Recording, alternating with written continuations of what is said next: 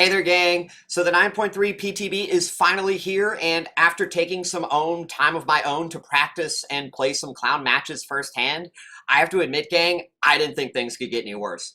Now, the 9.2 PTB was already pretty bad in of itself because of the way that the system's behavior had designed for both killer and survivor. They didn't really go far enough in either direction. Survivors who played too greedy, right, with the Basekit systems that they gave them, the elusive status effect, it didn't go as far as we're seeing on the 9.3 PTB.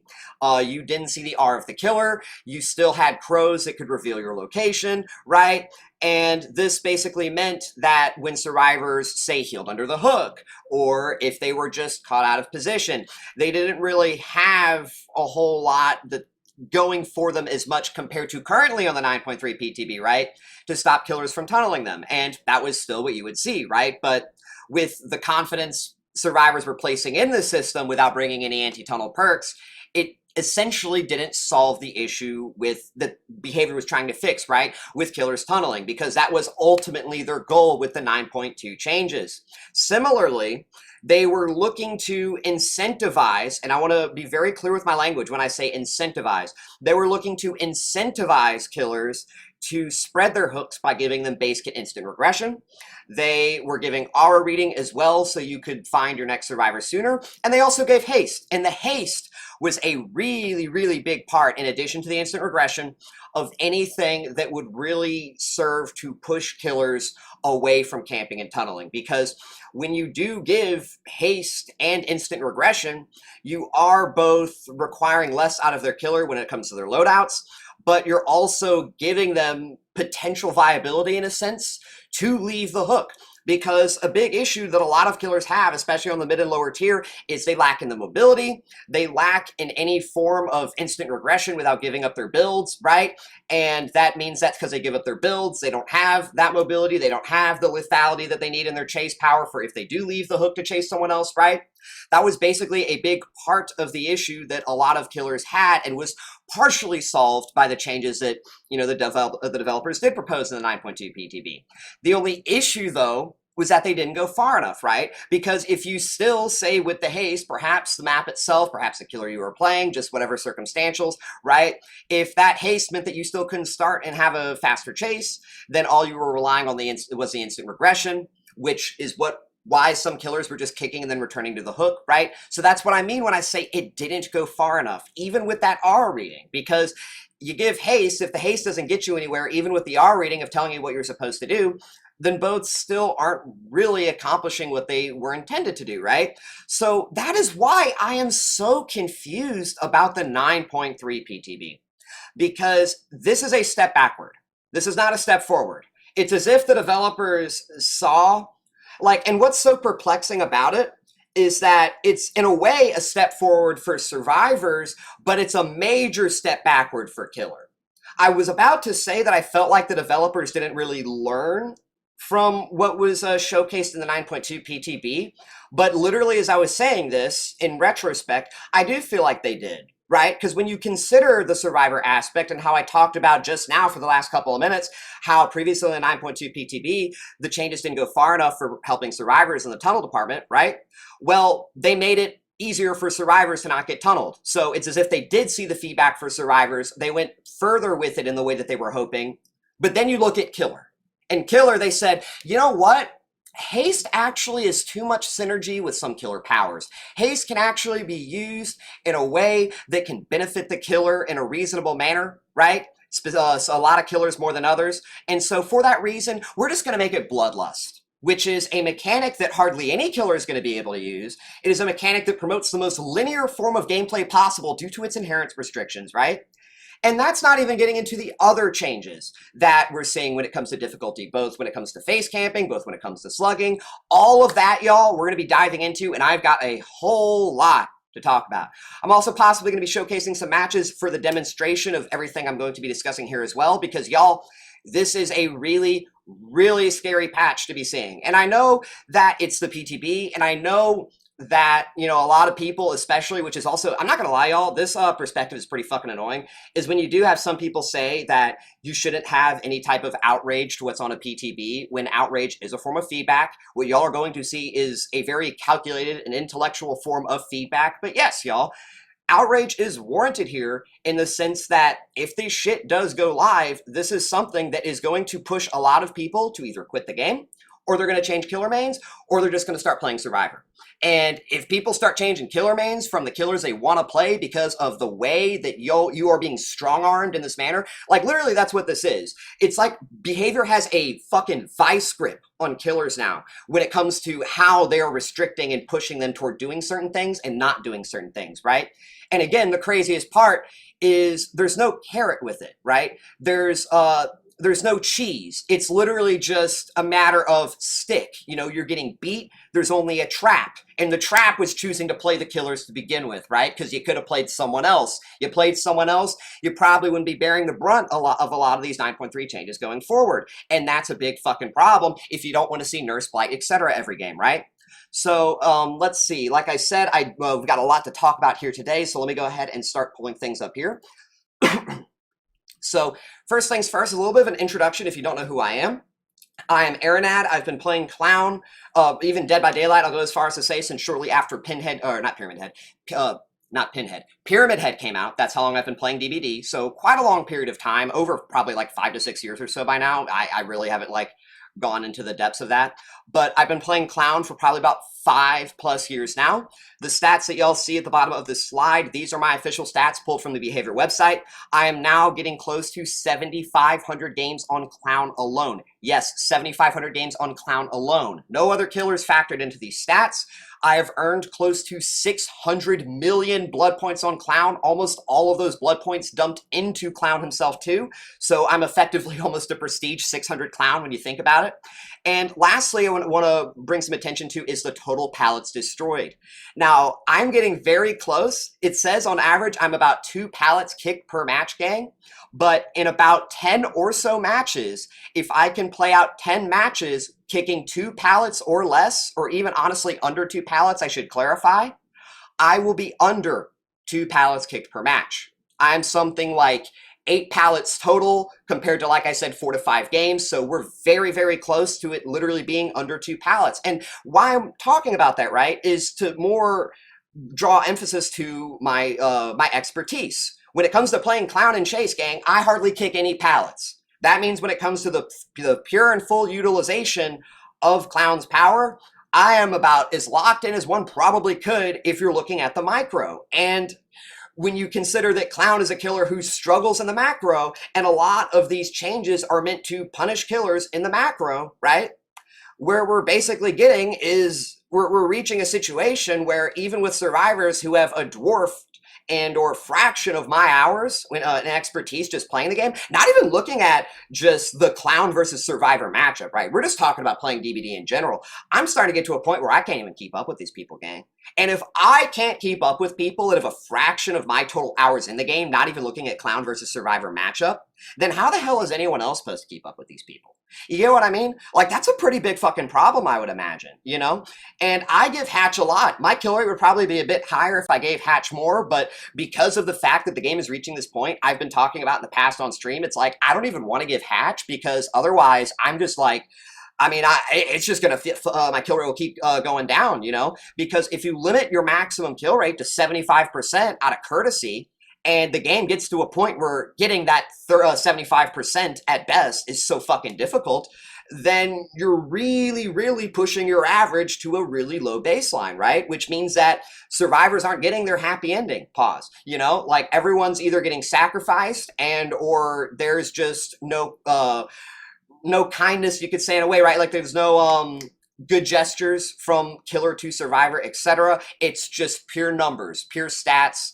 And that takes away some of the, the wholesomeness, I guess, in a manner of speaking, right? But I just wanted to kind of give you all this introduction talking about who I am, how much I've played Clown, etc., because that should set, a standard of like a high baseline, right? If this is me and what I have to deal with, like I said, imagine if it was anybody else.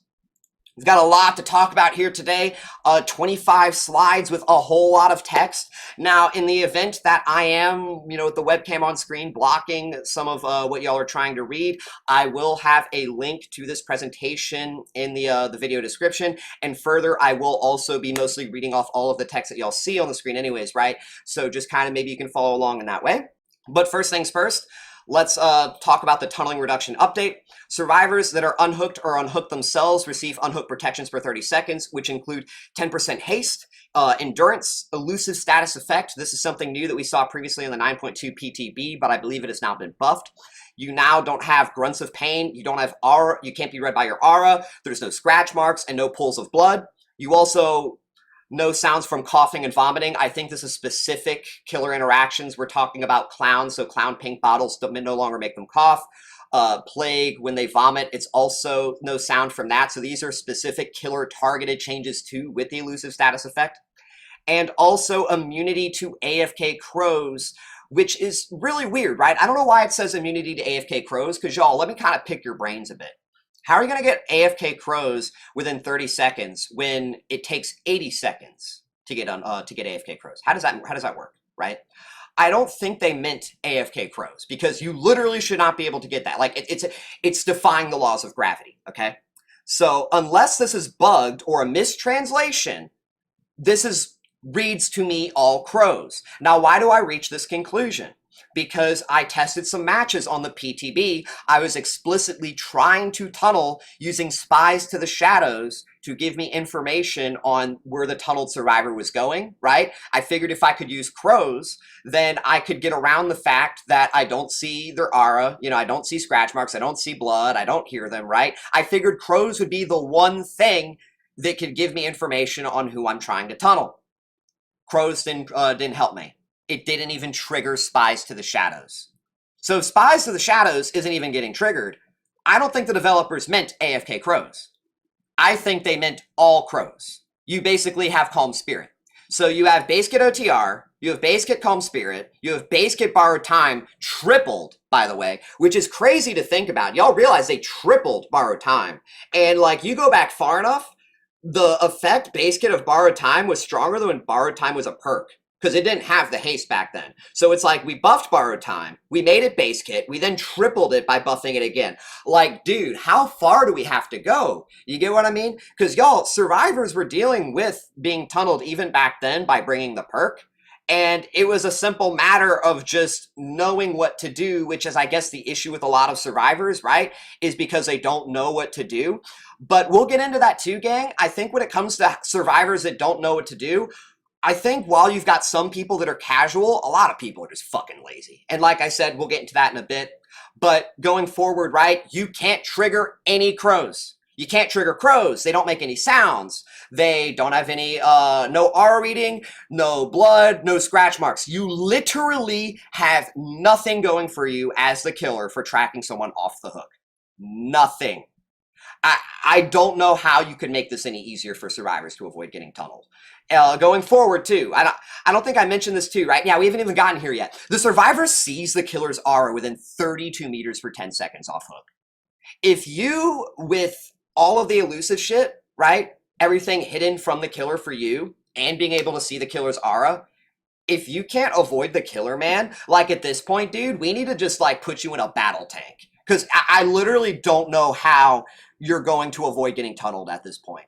Like I said, you give all this shit to survivors, it's impossible. They say the survivor is still susceptible to attacks and powers, but they're susceptible in the sense that someone who is invisible and made of paper, right, is still susceptible. You shouldn't still ever be getting hit, right? It doesn't matter that you would still go down in one tap. If the killer or anyone else who's trying to do anything to you can't see you, how the hell does that even happen? You get what I mean? It says the effects linger for 3 seconds too after being healed from a full health state. Some people might be wondering, how is endurance going to help you 3 seconds after being healed? What killer can realistically chew through a health state and endurance? This is to counter instant down killers. So let's assume you've got a Bubba or a Hillbilly returning to hook. You are healing under the hook because you were just doing something stupid in macro as a survivor, because survivors just aren't supposed to learn the game anymore in the big 2025, right? Well, this means that when you get chainsawed by the Billy, you don't get downed instantly, because endurance protects through instant downs, even for fully healthy survivors. So this is, again, right, another one of those changes that meant to help players that either don't know better or are unwilling to know better, right? But the point being is that this is, again, another one of those points on how survivors just flat out have a difference of expectations on them compared to killer. Killers are expected to adapt and learn the game. Survivors are expected to get away with doing dumb shit. So let's see. These effects are lost when performing a conspicuous action. Yeah, good luck doing that. Let's see. The effects are disabled when all generators are completed, except for the 10% haste and endurance status effects. Now, obviously, this is good, but at the end of the day, the problem is that they are present throughout the majority of the match. The endgame phase is extremely short. So, yes, having the 10% haste and endurance only, that's not nearly as bad as it would be otherwise, but we're still not really in a good spot, especially if you reach this point without getting any kills out of the way earlier because you had to default to spreading your hooks in a way where you're not getting rewarded for it, right? You're getting incentivized with shitty incentives that don't get you anywhere. And then it's like, well, why aren't killers killing people? Well, gee, they don't have the ability to do so. At least a lot of the mid to lowers, right? Which is why I really do anticipate if this shit does go live like this, you are going to see a lot more nurses and blights and ghouls. Okay? So let's see. And that's it for this slide. So again, to give a rebuff what we've kind of talked about here, tunneling should be quite literally borderline impossible if these changes go live for all but the strongest of killers. Even when there is a gross skill difference between killer and survivor, most killers just do not have the tools or the feedback. Feedback being information, tools being your killer power, right? Within their kits in order to prevent a tunneled survivor from still putting out a strong chase. You could literally be the worst survivor on the planet, and as long as you don't run into a fucking corner of the map, you're going to put out a good enough chase with these changes. This is especially true with the current survivor perk meta in addition to increased pallet density, right? We haven't even talked about the increased pallet density with respect to the strength of these changes. All of this stuff that we've talked about would have been really significant even if they didn't increase the pallet density. But putting the pallet density on top, that's just overkill.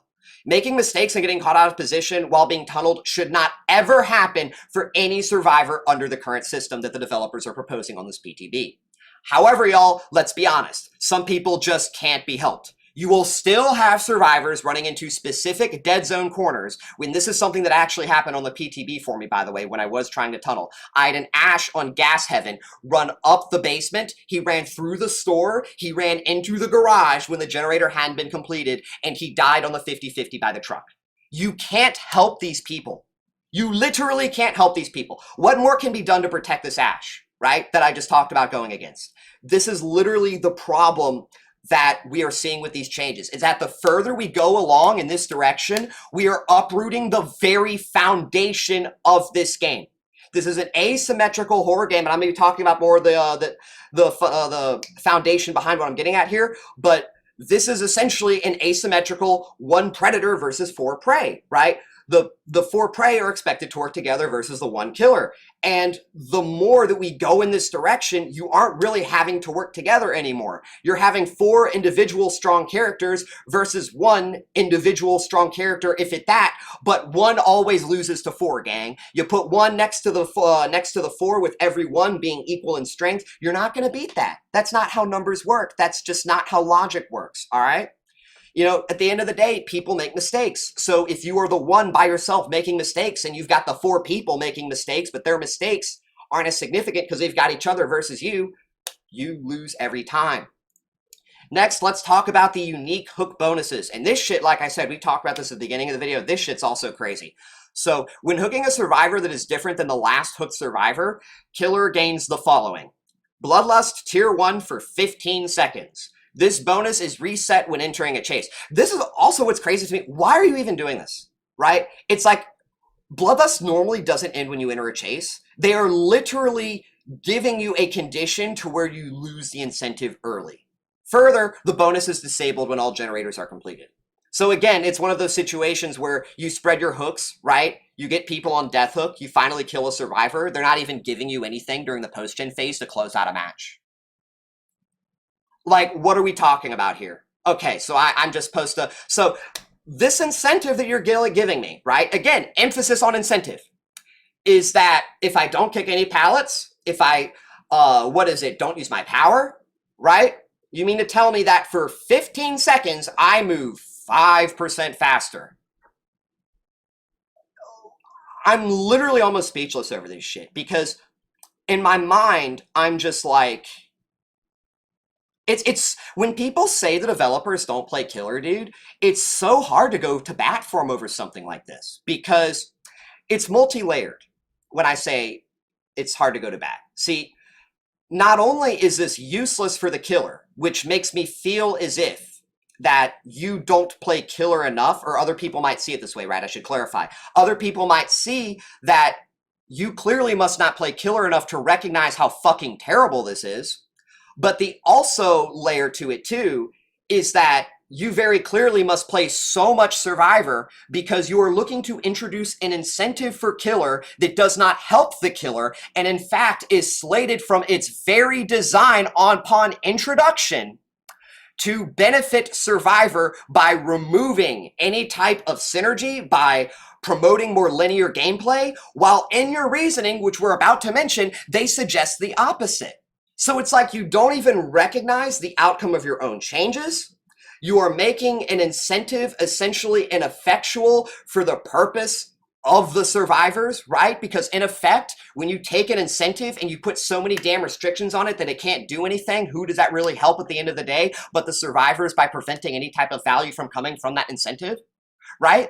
It's just so crazy how absolutely fucking terrible this Bloodlust change is, especially when, again, you compare it to the 9.2 PTB, because the 9.2 PTB proposed haste, and not only that, it proposed 10% haste. Haste compared to Bloodlust actually does promote synergy, which I think we're going to talk into when it comes to the next slide. But let's look at their reasoning and again kind of rebuff off of that. The developers said in the previous PTB, the killer bonuses were complex and had many layers, but they also, and they also made the killer gameplay very linear. Hook, kick gen, down next survivor, rinse and repeat. This is basically what they were suggesting the 9.2 PTB had, right? So when killers had 10% haste and when they had instant regression, this somehow promoted linear gameplay where you would just hook, kick gen, down next survivor. That's their argument. Going forward, to retain player agency and the unexpected moments, we've simplified the bonuses to only one, Bloodlust. How exactly, again, does this maintain player agency? Again, we just talked about all the limitations that come with using Bloodlust and making sure it doesn't go away early. So how the hell is that agency? That is the opposite by definition of agency, okay? So let's see. Why Bloodlust? Because haste when stacked with killer powers made stronger killers even stronger, widening the gap between them and the weaker killers. Reusing Bloodlust means that killers who use their power will lose the bonus, whereas killers who typically use their basic attack more, by the way, they mentioned Nurse and Ghoul there, whereas killers who typically use their basic attack more will keep it for the full duration. They did not give any examples for what killers they're talking about this would apply to. You know, on the stream, I remember they mentioned Trapper. Trapper's still got to set traps, gang. You set that trap, you lose the Bloodlust. Again, it's something terrible. It's only fucking 5% haste for 15 seconds, but you still lose that, right? So even in their own example of Trapper, who, of all, even that aside, dude, Trapper is the worst killer you want to be looking at as a standard when it comes to benefiting from an incentive.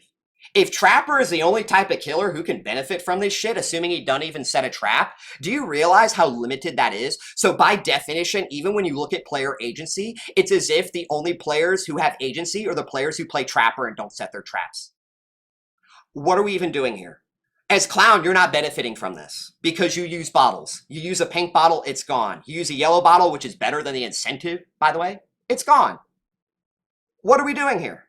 This change literally does not promote agency. It promotes more linear gameplay. I just don't fucking get it. And one thing I don't even think we talked about, y'all, we just completely skipped over it because that's how meaningless it is the 10% Bloodpoint multiplier on the match score at the end of the trial for every time you spread a hook.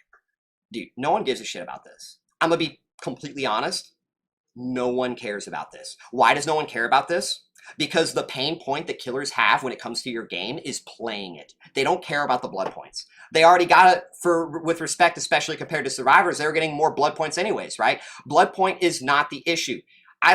The reason why I don't get on this game is not gonna say, you know what? If I just had like another 50 to 70% more blood points, I would put up with the bullshit of the frustration that this game puts on me. I would put up with the toxicity from the survivors, from the fact that I have to work so much harder compared to my opponents, the fact that my agency has been restricted both individually in micro and in macro, the fact that I have to basically give up all of my perks to get anywhere, which limits my fun, right? The fact that I make any type of mistakes, that I have to fully onto the sweaty play styles in order to keep in the game and have a chance of winning, right? Oh no, those aren't the reasons why I don't play your game.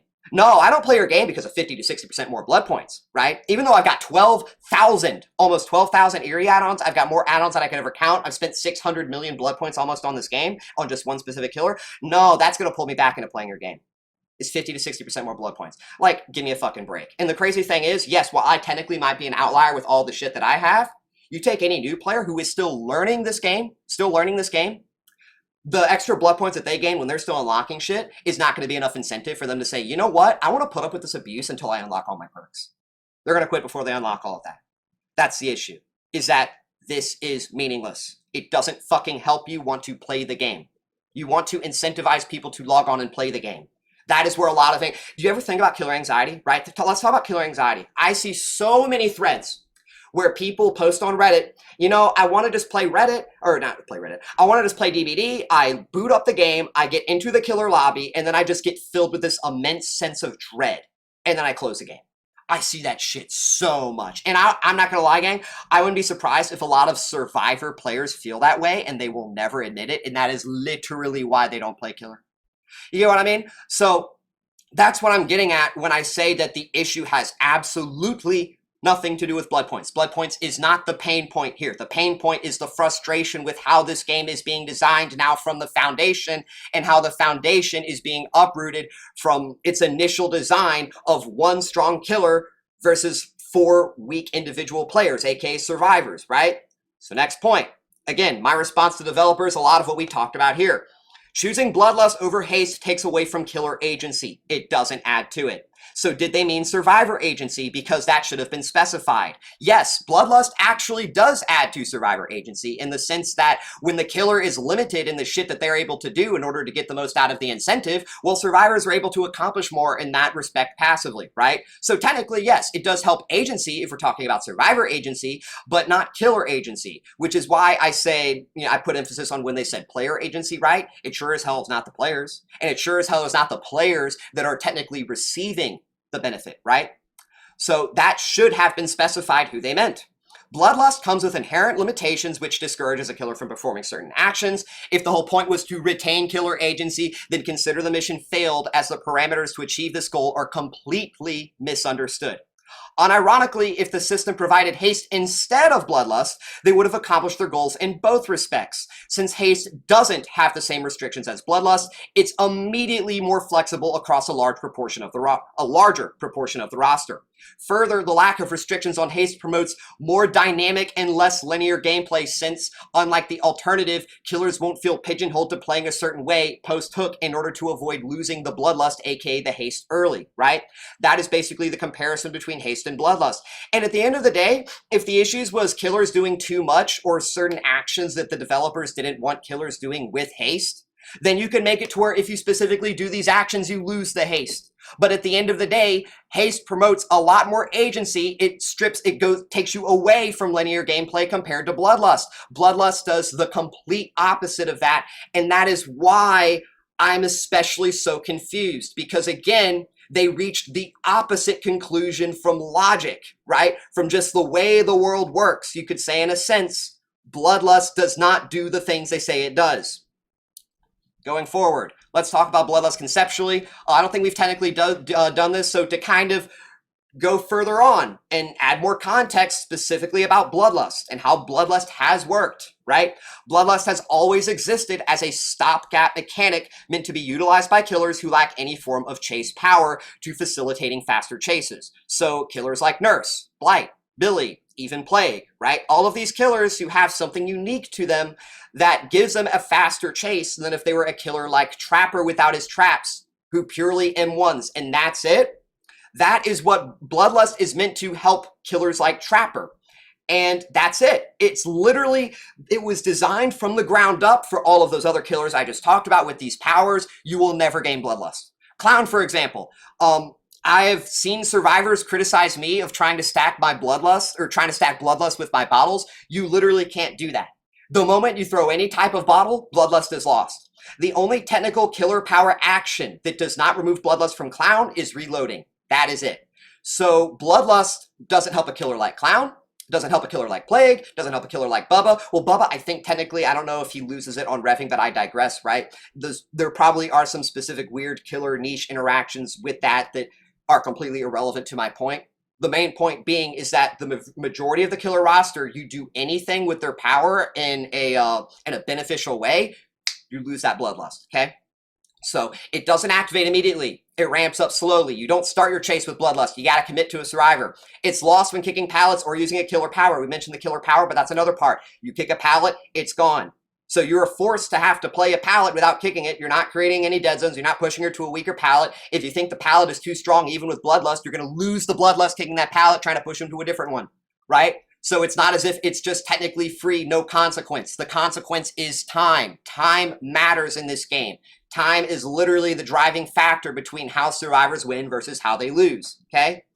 And it disappears finally when a survivor is hit. So even when you do get the hit, it's not as if you're able to take the Bloodlust and do more with it. It's specifically, like I said, meant to exist as a stopgap mechanic utilized by killers who lack a chase power so they can facilitate faster chases. It also, in a sense, helps them keep up with design changes better than if they otherwise didn't have it. Could you imagine if we didn't have Bloodlust and they then increased the pallet density, the shit state Trapper would be in when it comes to M1 chases? Dude, you'd never see anyone play Trapper, ever. Like, people hardly play him, but imagine now if there's no Bloodlust. Like, give me a fucking break, right?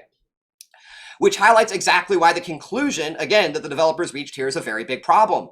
Even if killers were given 10% Bloodlust, or if the duration was increased, it doesn't address the new fundamental issues Bloodlust would create when you now try to implement it as an additional stopgap mechanic for killers post-hook. Either the Bloodlust effect itself will be ineffectual, right? As in 10% Bloodlust with the conditions that the developers propose on it just isn't going to be enough. Or killer gameplay will become more mindless and less agency because, again, of those conditions and those restrictions. You're going to get the 10% Bloodlust. It's only going to last for X period of time. This is just theoretically, right? But you can only do so many things with it that it is limiting how you play. You're playing more mindlessly. You have less agency. So if the plan is not to go in this direction, the solution is haste, not Bloodlust, full stop. Slugging reduction update. After being downed by the killer, the resolve bar appears. The resolve bar takes 120 seconds to fill. Progress does not reset between downs. The resolve bar fills 33% faster for each additional survivor currently in the dying state.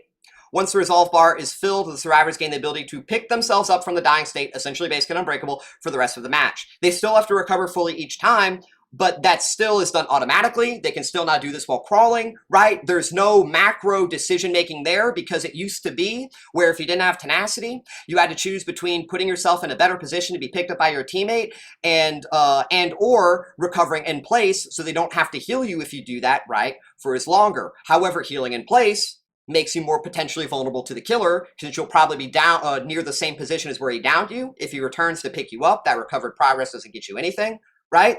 So the intelligence that came with what you do when you go down as a survivor, that is lost now. And further, if you aren't able to find the survivor, if you aren't able to capitalize off of the slug, then you're enabling them to undo all of your pressure at no expense of the other survivors having to give up anything when it comes to their macro pressure.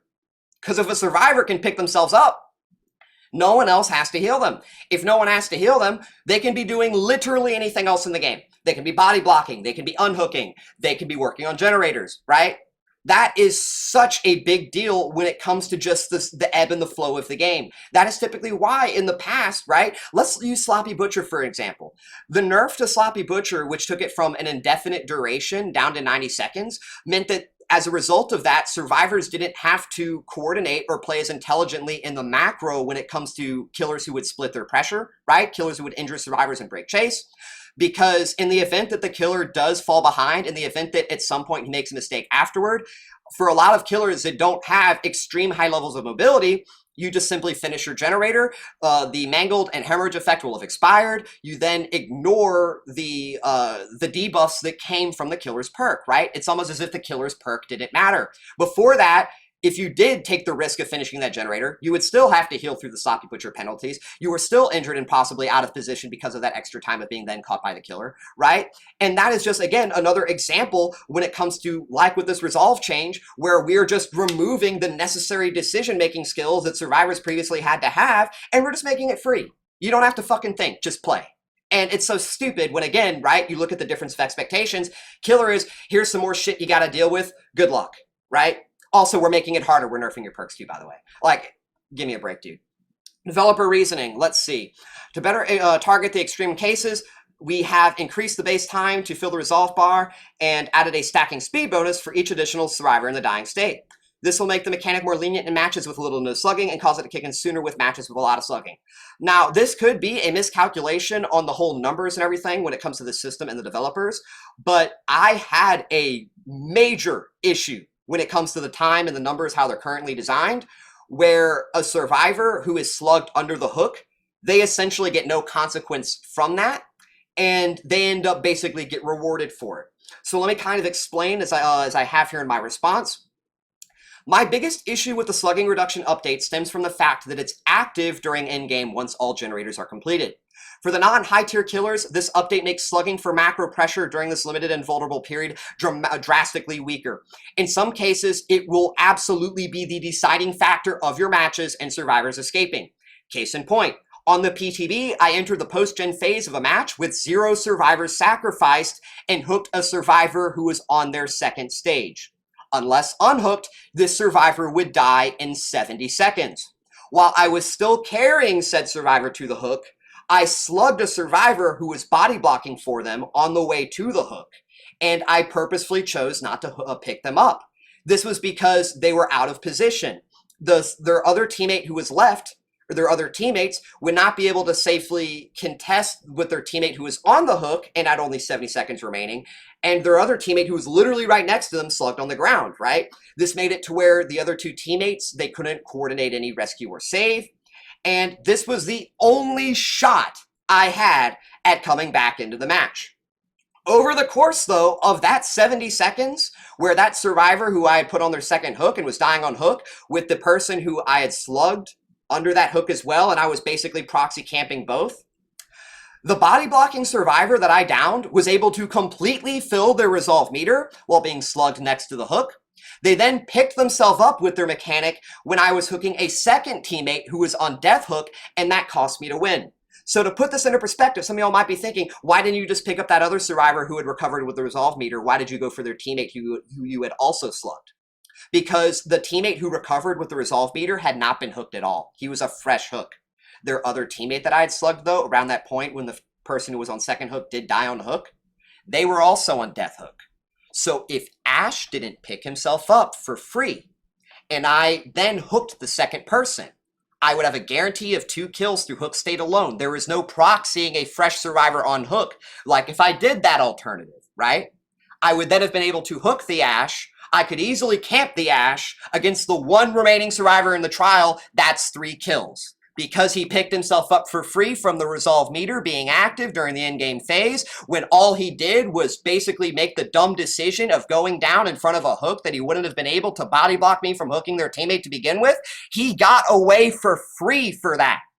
He made a dumb fucking decision. He didn't need any support from his teammates, and he still got the escape. Do you really see how stupid this is? And you know what's crazy? Could this have been avoided on my part? Yeah. If I picked a stronger killer, not only would I have probably not been in this position in the endgame to begin with, I probably would have had an easier match just even leading up to that in the during the generator phase. But in the post-gen phase, any chases I would have had would have been so much faster, the resolve meter would not have had a chance of kicking in. And I probably would have been able to slug without even needing to proxy the hook as hard. Do you see my point? Again, this shit is going to push people away from the lower to mid-tier killers. It is untenable, and not only is it untenable, but it's just unfair, dude.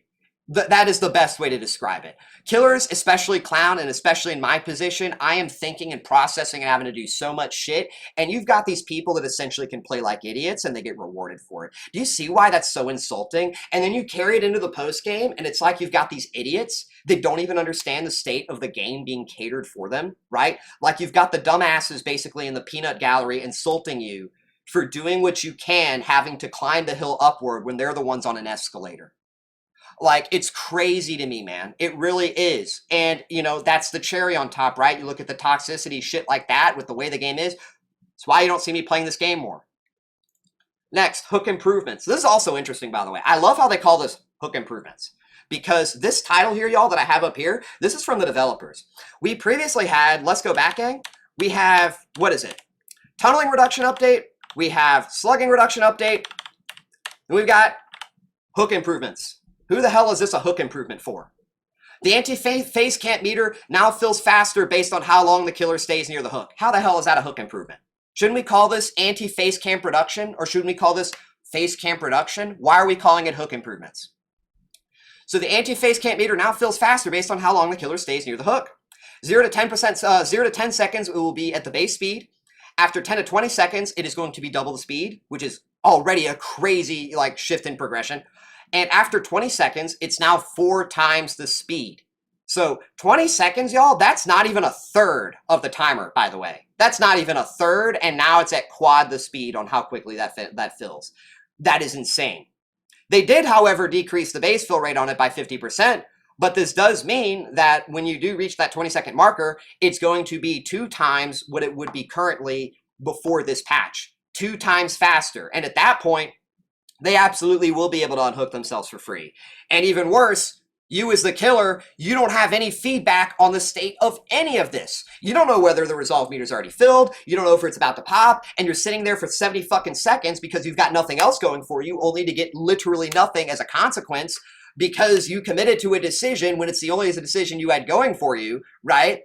And the survivors don't get punished for it. They get rewarded, you know? So that's another insane part about it. I really do think that another thing too, right? They increased the range of it. We talked about the base fill rate. The range is increased by 25%, and that is just the radius. So a radius goes in one direction. Increasing it by 4 meters is not just 4 meters in one direction. It's 4 meters in both directions, kind of in a round sense, right? You know, the circumference, etc. But that is basically the point that I'm getting at too when it comes to a problem and why information becomes necessary is that, let's say you're playing a killer and you are trying to use your brain, right? Something that you have to do as killer, and you're trying to proxy your generators. You're trying to make sure the generators that are closest together aren't getting repaired by survivors, which is somewhat near the survivor that you also have on the hook. Since it's now a 20-meter radius, which is a 40-meter diameter, you don't know if you're going to be within the anti-camp meter or the anti-camp zone. And because of that, once you do hit these higher thresholds of time spent in the zone, you're now going to end up giving a multiplier to the survivor on their anti-uncamp, right? Their Basekit deliverance. And when you're not even probably necessarily meaning to camp as much, you're going to get punished for that too. It's like, what are you even expected to do? You can't camp, you can't tunnel, you can't, you can't defend your generators, right? Like, what are you intended to do? You can't even spread hooks either. That was the other thing I meant to say. Can't even spread hooks because this shitty incentive the developers are giving, it's almost like they don't even want you to benefit from it. It's like they literally give you something and they say, by the way, you have to do, like, you can only do this with it. You know, it's as if someone says, here's $5, but by the way, you can only buy water. It's like, what? Okay, why didn't you just give me the water then, right? Like, and even then, I don't need water. I'm not thirsty. Do you get what I'm saying? Like, this is literally my whole point when it comes to the problem behind everything we're seeing in the 9.3 PTB. Dev reasoning, to make the anti-camp, face camp mechanic fairer for both sides. Again, I thought this was hook improvements. So anyways, we've reduced the base fill rate and added the time for killers, added the time the killer remains near the hook as a modifier. This gives killers who are not camping more freedom to pass by a hook, particularly in cramped spaces like hallways, without worrying about the meter filling and giving survivors a free escape. I don't really know how you're doing that when you're making the radius larger. Just because you're reducing the base fill rate, you're still making it larger. Yeah, if they're passing through, that's a problem. But at the same time, unless you're literally just trying to hook a survivor in a location where you're just not planning on defending it for free because it's literally just meant to be, survivors aren't meant to think about that, right? You're just, everything's supposed to be fucking free, right?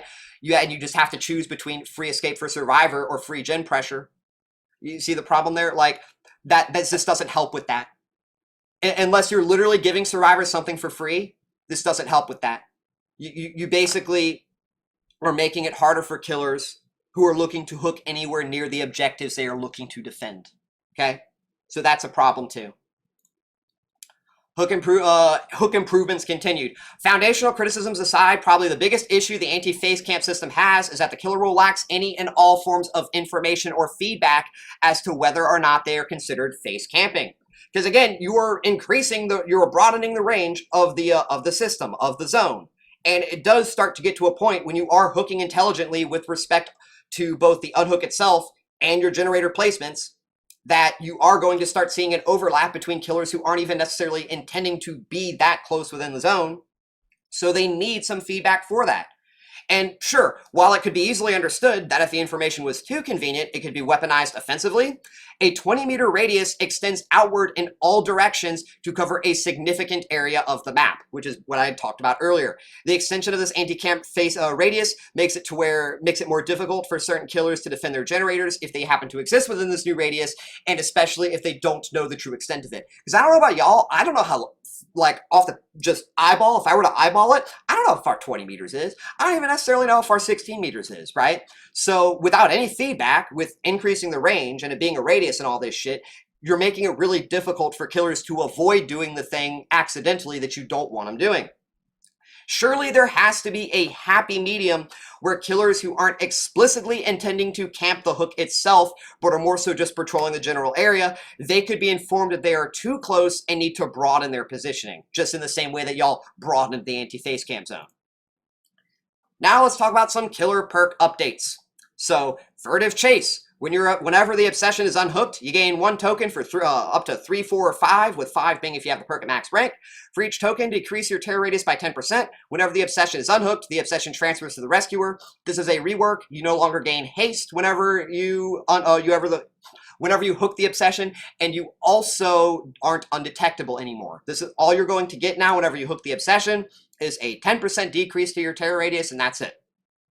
That's it. Not only is this the only perk change killers get, but that's all Furtive Chase does. So for many killers, it's impractical. I want to kind of break down my reasoning with the actual text. For many killers, it's impractical that they will be able to ramp up the reduced terror radius from hooking the obsession when hooking the obsession is already a rather difficult task in of itself. Remember, the obsession is only one person on the team. You have to find the obsession. So if you're playing a killer who has low mobility or low information or low anything of that sort, right? Actually finding the obsession is a task, and then you have to down the obsession. So you layer those together. It's not easy. And typically one is also, for that reason, going to need to run either Friends to the End and or Nemesis in order to ensure that one can find and commit to the obsession in a manner that isn't excessively out of the way. And not only that, it's not just a matter of it being excessively out of the way, but being able to streamline in a routine manner how often you're continually hooking the obsessions. Because if only one survivor is going to be the obsession for the whole match, you sure as hell aren't hitting 5 stacks before all the generators are done. Especially since, by definition, the obsession dies after 3 stacks. You know? So it does transfer to a different person, obviously, at Basekit, but does that sound familiar, gang? It transfers to the person who unhooks. So what are you going to do? Are you going to camp? Right? Are you going to camp under the new proposed changes? You know, like, even though you're going for the unhooker, right? It's just, especially if survivors themselves are probably going to be able to weaponize this shit in ways we haven't even probably recognized yet, especially with perks. So are you really going to do that? This Furtive Chase change is just so, not only is it feel out of touch with the changes the developers are making for Survivor and Killer at Basekit with the hooking and the slugging and the tunneling, etc. Not only does it feel out of touch there, but it's just awful. Like, who wants that? You know, like, I just don't know what killer or what player is going to pick this perk after this change, especially with the build, right? And enjoy it. Because not only is it literally, again, just 10% reduced terror radius that probably will only be felt as you get multiple stacks of it near the tail end of it, which by that point, right, because if you're running Friends of the End or Nemesis, you're not going to have any gen perks, so your gens are also going to be almost done, right? So the match will be almost done. You won't even get to really to get the most out of the perks.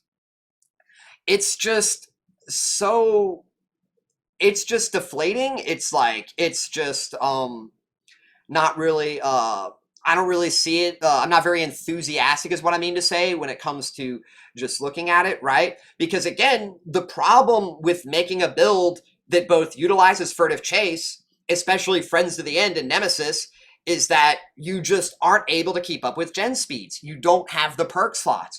Now, admittedly, gang, if they gave us Basekit Haste instead of Bloodlust, and if they gave us some Basekit Instant Regression, which was on the 9.2 PTB, I mean, gee, perhaps we probably would be able to see something even with a change like this to Furtive Chase. But like I said, you know, step backward with this PTB, we're not going step forward. At least with Killer, right? Always got to put that caveat there. Because Survivors, it seemed we're seeing improvement. Killers, absolutely not. Both the haste in itself and the undetectable status effect were pivotal for Killers snowballing off of Furtive Chase. If you remove both, the perk simultaneously has 0 early snowball potential, as well as a reward that doesn't give enough juice for how much you have to squeeze, both through hook states and perk slots in your loadout. That's the problem with these changes. That's the problem with Furtive Chase, and that's why this perk is going to be absolute dog shit going forward. Survivor perking out on changes because survivors apparently get a whole lot more than we do. Babysitter. After unhooking a survivor, see the survivor and the killer's aura for 20, 25, 30 seconds. Admittedly, gang, I don't really know why you would want this. Technically, it is a counter to the new Furtive Chase change, but no one's going to be running that perk, right? Typically, maybe if the killer is proxying and you know he's not going to want to tunnel due to just how absurd the Basekit anti-tunnel changes are, and he's just going to go for you, it works in that way too, right? But literally what this means is we are introducing perks that are making it to where killers who can't get anything out of the shitty incentives that are being introduced and are trying to salvage what they have, well, we're just making it to where they can't even get anything from the person who unhooked, right? Not only are we making it difficult for making it borderline impossible for the person who got unhooked, the person who unhooked them too, let's not make it easy for them either, right? Survivors you unhook gain the ability to fully recover from the dying state for the next 60, 80, 100 seconds. If there is any perk in the game, that makes me think that survivors are going to be able to weaponize this all the new anti-tunnel shit offensively, it's perks like this. So you just down a survivor, right, that is weaponizing anti-tunnel aggressively. You slug them to go for their teammate because maybe they have other anti-tunnel through perks, right? Maybe they have DS. And now they just pick themselves up for free. In fact, yeah, if you have borrowed time and your teammate has Unbreakable, if your teammate has DS and you have borrowed time, they don't even need Unbreakable because you get the Unbreakable from them, and you don't have to wait out the resolve meter. Breakdown. After you are unhooked, the hook breaks for 90 seconds. After you are unhooked, increase the speed at which you are healed by 100%. So I do think it's very healthy that they halved how long the hook remains broken, because 3 minutes was absurd. I don't think people realize how ridiculous this was when survivors could disable a hook for 3 fucking minutes. I mean, really think about on average how long games last. Really think about how a specific hook placement is important for creating macro pressure as killer, right? So there was a perk who could disable that hook for 3 minutes. That was crazy. It was a very slept on anti-tunnel perk just for that alone. And while it is probably better that they do have that duration, increasing the speed at which survivors are able to be healed when they get unhooked means that survivors will probably be healing instantly under the hook. They'll be healing in a way where, because the killer has to respect the anti-can't meter zone, that they can't counter that, right? And again, this just takes away from the skill expression on Survivor and making smart decision making, and it punishes the killer for having to do what they can to salvage and pull back in a match where they don't have anything going for them, because the developers give them shitty incentives and they don't give them any perks and changes to make things easier. So let's see. Off the record, remove the endurance status effect because we've made it Basekit, and increase the active duration of the other effects by to 60, 70, 80%. Kind of crazy, right? Again, just one of the things making it easier for survivors in the event that they are, the things that the killers shouldn't be doing to them happen to them. Whereas if the killers are doing the things that they should be doing, they don't have anything there. Kind of just crazy there. We're just going to make things harder. Wicked. This is probably the most disgusting fucking perk that they've changed to, by the way. Yourself unhook attempts in the basement always succeed. When you are unhooked from the basement, gain increased healing progress, 50% at max rank. And anytime you are unhooked, regardless of where the hook is, you suppress the loud noise notification. This perk is going to be one of the strongest perks in the game. it turns the basement itself, when combined with Resurgence, it turns the basement into a no man's land. You as the killer do not ever want to hook in the basement. When survivors have enough content creators use their brains for them, since they won't otherwise be able to figure this out, and they basically teach comp cornering but basement, 2.0 to these the average riffraff of the survivor player base, you're going to see some of the most frustrating experiences for killer players as a result of this. Because literally, it's just a matter of being an idiot deliberately. You can just be stupid. Literally, one of the matches I played against a big content creator on the PTB, and he was joking on his POV, saying that, "Oh no, Mr. Killer, you caught me in the basement, hoo hoo hoo." Like, he was joking being stupid. Because when I hooked him in the basement afterward, not only did I not know when he got unhooked, he was healed for free. So that's a whole lot of free macro pressure just on him, because he doesn't have to heal himself. He just gets unhooked, he runs out. I don't even know when the hell that happened, and he just hops on a gen. You know what I'm saying? Like, this is so fucking stupid. It, again, turns survivor mistakes where they are just playing stupid and don't have to learn the game. It rewards them for it. And it's just crazy to see, in retrospect, again, what survivors are receiving compared to killer, right? Crazy, man. Anti-Hemorrhagic Syringe removed the heal over time effect, now removes exhaustion on use. Some people said they feel like this is a nerf. Personally, I think this could situationally be a buff. The thing about Syringe is that Syringe is only really punishing once the heal takes effect, and that was why a lot of people combined it with the serum to get that 5% extra haste. But you can now take that 5% haste from the serum add-on, you can combine it with the new Syringe, and if you have Sprint Burst or any other exhaustion, that exhaustion is going to be stronger. You basically get it on demand, and in effect, you are benefiting from Syringe in a similar manner to what it would have been if you gained that health state, but sooner. Because instead of having to wait 15 seconds, you get the benefit of the new Syringe immediately. So this is also potentially a very strong change for survivors who, again, right, some of them may need to have some content creators use their brains for them. That's typically the state of survivor nowadays in the big 2025. But yeah, don't sleep on the new Syringe, actually potentially very strong. Let's see, Styptic Agent, remove the endurance status effect. Also very, very good. This is more of an immediate, right, with what we were just talking about, Anti-Hemorrhagic Syringe. This provided a similar benefit for survivors immediately, right? And it's why the Styptic was so strong in the past, because if you're potentially going to get hit, you can use Styptic to force a free health state. Unless you medium vault, that's the only way the killer would get around the endurance, right? Either they eat a pallet stun trying to swing through it and they break the endurance, or they just try to wait it out and you just get the free distance in the tile chain, right? So Styptic, getting that nerf is great. Probably not going to be very useful anymore. I've seen some people talking about how there are objectively other other healing add-ons that in effect do what Styptic Agent would have done, but better. And this is just kind of more of a carryover change that is more meant to stop people from using Styptic the way it was previously used before this change. So let's see. Now this next one's going to be a really, really interesting talk, and is going to carry over to another controversial subject, right? If you've kind of heard me in the past talked about the way survivors just are, it feels like, both when it comes to how they play the game, etc. So at its core, Dead by Daylight is a game that is designed around a superpowered character taking on a group of weaker individuals, right? Killer versus survivor. Survivors are not meant to be individually as strong as the killer.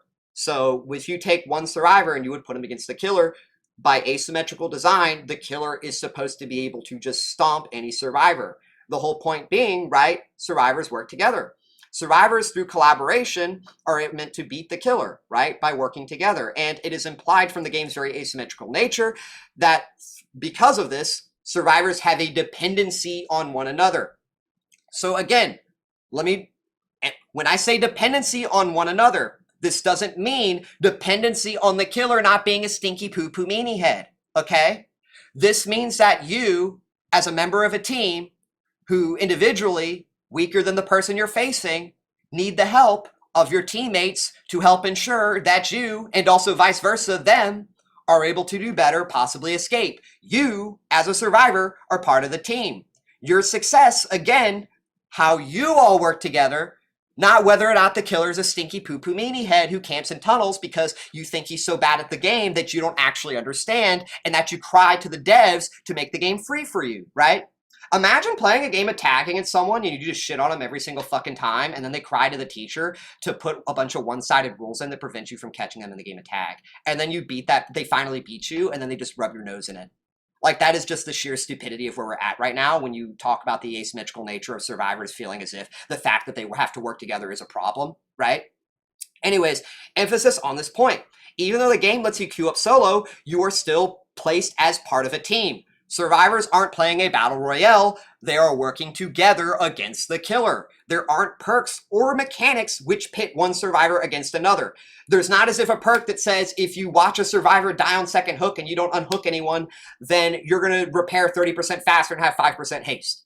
The closest that we have to anything of that nature is Fast Track, I believe, which is where with every like hook state or so, you get extra progress on great skill checks. And at the end of the day, that's not an incentive for you to let your teammates die. It's more of a consolation for when your teammates are receiving a lot of pressure, because at least you can somewhat repair the generators faster. You let your teammates die so you can get the extra progress on great skill checks, you're not going to be getting anywhere macro-wise compared to a killer who's killing your whole fucking team. You get what I mean? So that, and you, not even just macro, but you as the individual, you're not getting all the gens done. And at the end of the day, when your whole team's dead and you're only playing off of hatch, how is that mechanic through the perk helping you in that respect, right? So again, there aren't any perks or mechanics which pit one survivor against the other. Survivors are rewarded for helping other survivors and progressing mutual objectives. Many perks and items exist explicitly for a survivor player to help their teammates both altruistically and in the progression of the common goal of repairing generators, okay?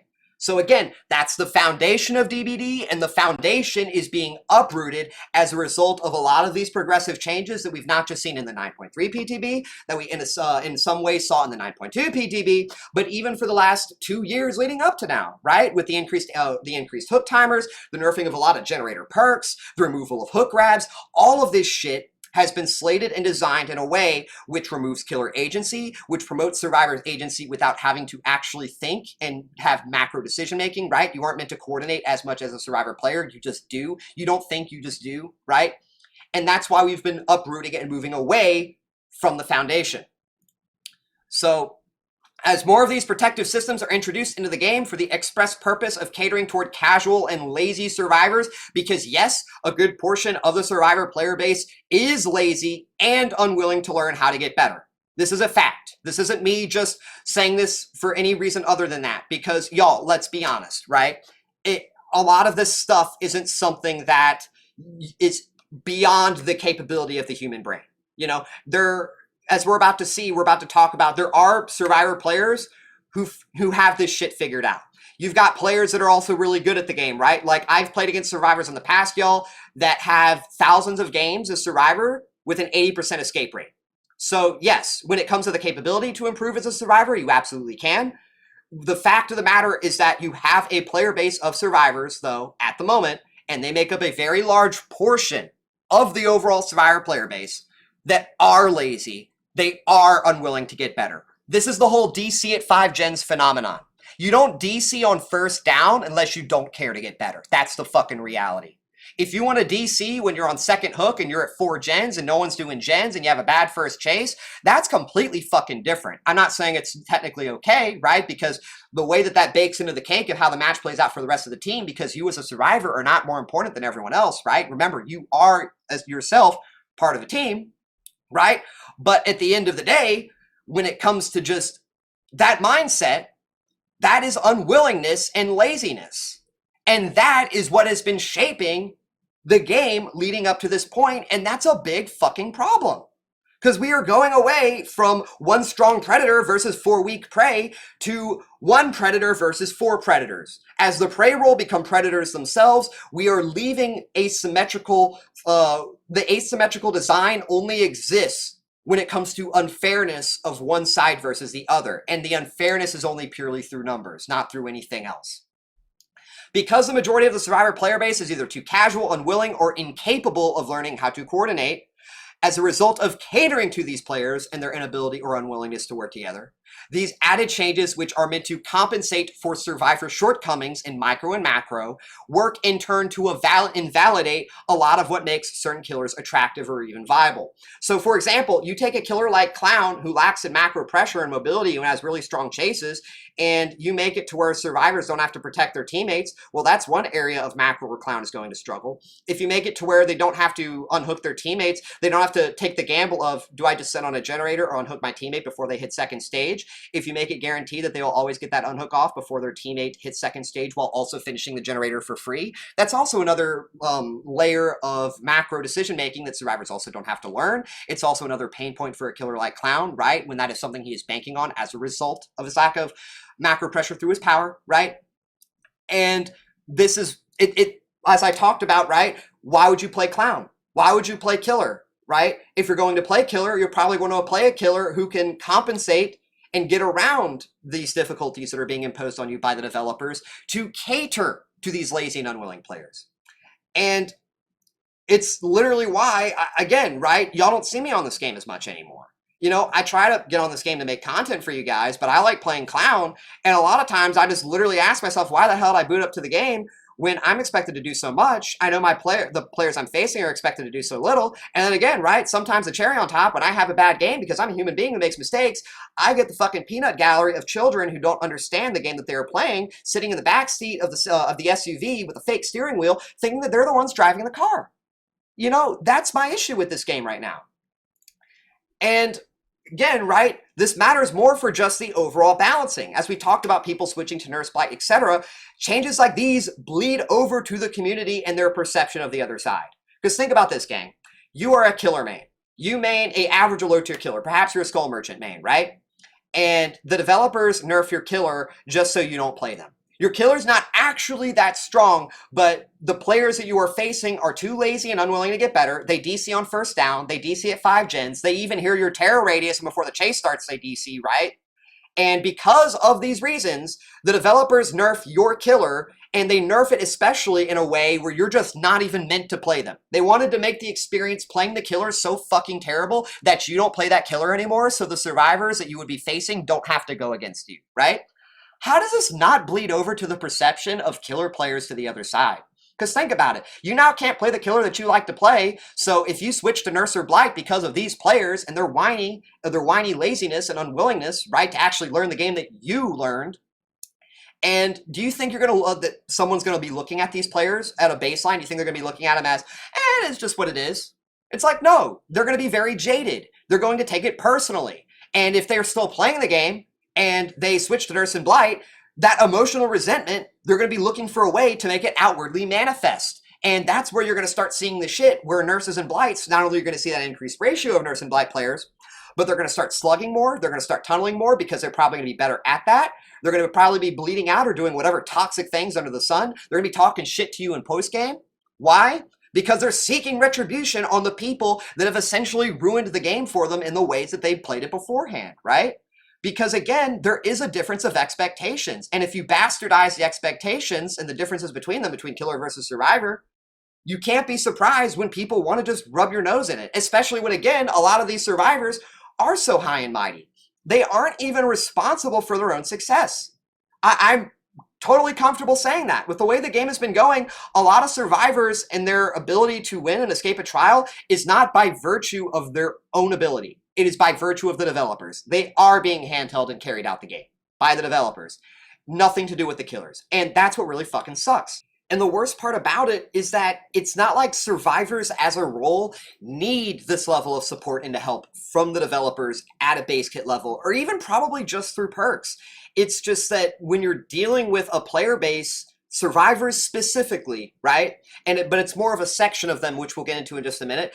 But when you're dealing with a survivor player base that doesn't want to fucking learn, like, you can take the pond and make it as big as you want. You can give them a straw. Like, you can do all this shit for them to drink from it. But at the end of the day, you can't stop them from choking on the straw. You can't stop them from drowning, or you can't stop them from holding their own breath and asphyxiating, right? That's basically the issue that the developers have to deal with when it comes to a lot of these survivor players, is that they're not willing to do the basic bare minimum things they need to do in order to succeed as a team, and they're not willing to learn. They'd sooner just die, right? They'd sooner, if there's an oncoming truck and they're a deer, they'd sooner sit there, get ran over rather than move out the way, and they'd complain about the fact that there are trucks on the road. That's basically the mindset of the average survivor nowadays when it comes to a large proportion of them. But again, right, it's not like the role needs it. It's who we're talking about specifically and the predominance that they have when it comes to how they make up the survivor player base. So going forward, carrying off of this point, I have this next section, which might be a little bit controversial for some people, but allow me to explain. Culturally, I do not think the problem relates to just survivors as a whole in a broad sense. So while this, again, might be controversial to some people, I have become more inclined recently to look inward at just how certain people think in, like, especially certain regions, certain areas, because regional culture does dictate a lot about how people both act inwardly yourself, right? Like how you choose to, you could just say almost just self-respect, self-worth, work ethic, right? These are just more the main points I'm trying to more focus in on here. A lot of this does stem from regional culture. It's where stereotypes in the past come from, right? Specifically Asian stereotypes. A lot of it drives home, like if you've ever heard a B isn't enough, C isn't enough, things of that nature, right? Over accomplishment, pushing to do the best, right? All of this is not race, it's regional culture. And that's basically what I think is why when you look at survivor player base, right? The people that play survivors on the West, people in North America, possibly even in some cases, maybe in EU. I do think that kind of trends more to the East. But my main point here is that I do think a big reason as to why when you juxtapose how survivors play, say again, in North America versus South Korea and Japan, it's a night and day difference of perspective when it comes to how each player base approaches the game.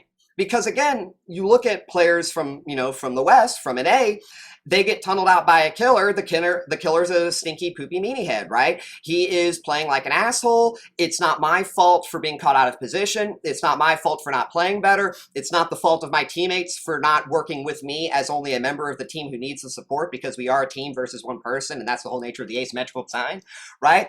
That is basically how an NA survivor in this spectrum approaches it versus the parallel, right? For, again, South Korea and Japan, where this is on me to do better in chase. And if I am not, if I am having problems in chase, that's on me to either improve. That is where I maybe would consider start running DS, right?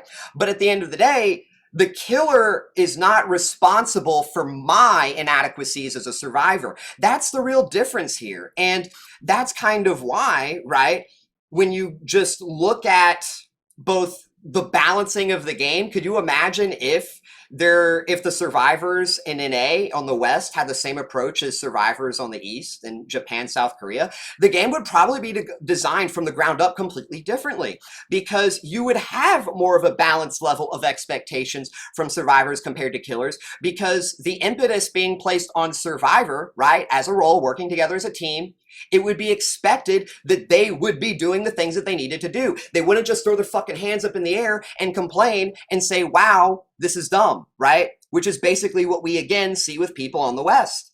And this isn't just in Dead by Daylight, by the way. A big reason why I'm drawing this conclusion, a big reason why I'm honing in specifically on regional culture, is that you look at many other games outside of Dead by Daylight, you look at League of Legends, you look at fighting games, especially fighting games, they take this shit very fucking seriously. They take their games, the way that they want to perform in games is almost as if how they want to be perceived when it comes to things that technically matter more, right? Performance at a job, performance at any type of passion or hobby. Laziness is not really something in Eastern culture that is looked upon very fondly. Do you get what I mean? And that is kind of why you see this regional culture difference, right? And it's also why with the regional culture differences, there's reputation.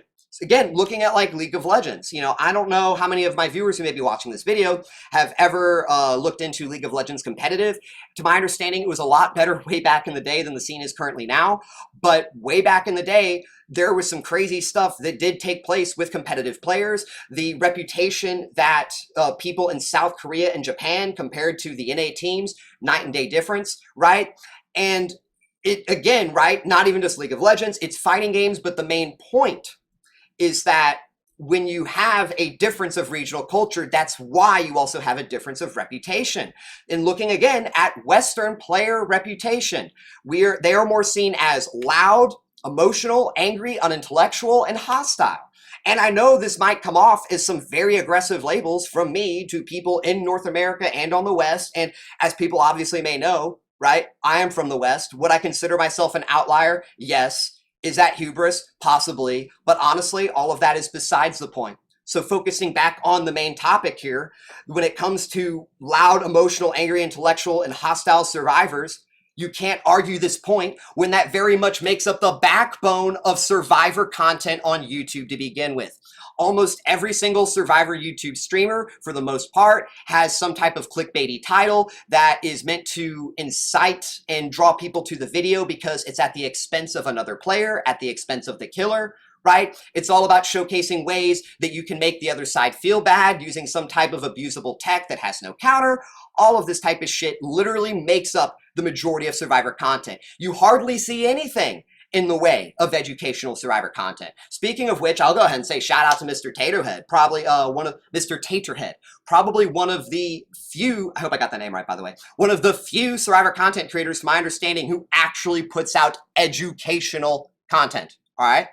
Because that's my whole point here. When literally what sells on YouTube as a Survivor content creator is how much I can just be a toxic shithead and make the other side feel bad, well, it's kind of hard not to then say this is your reputation, right? And then when you take that and you also bounce it off the fact that these same people are complaining about all of the changes that they feel like they need at a baseline because they need their fucking hands held from the start of the game out the gate, well, you know, we've come full circle here, right? You can't complain about the bed that you put the sheets on and the pillow. You know, it's time for you to go to sleep, right? This is the shit that you signed up for. So again, right? You can't be mad that that outward manifestation that when it comes to the difference of expectations that people are looking at you differently, right? And again, it's a difference of regional culture.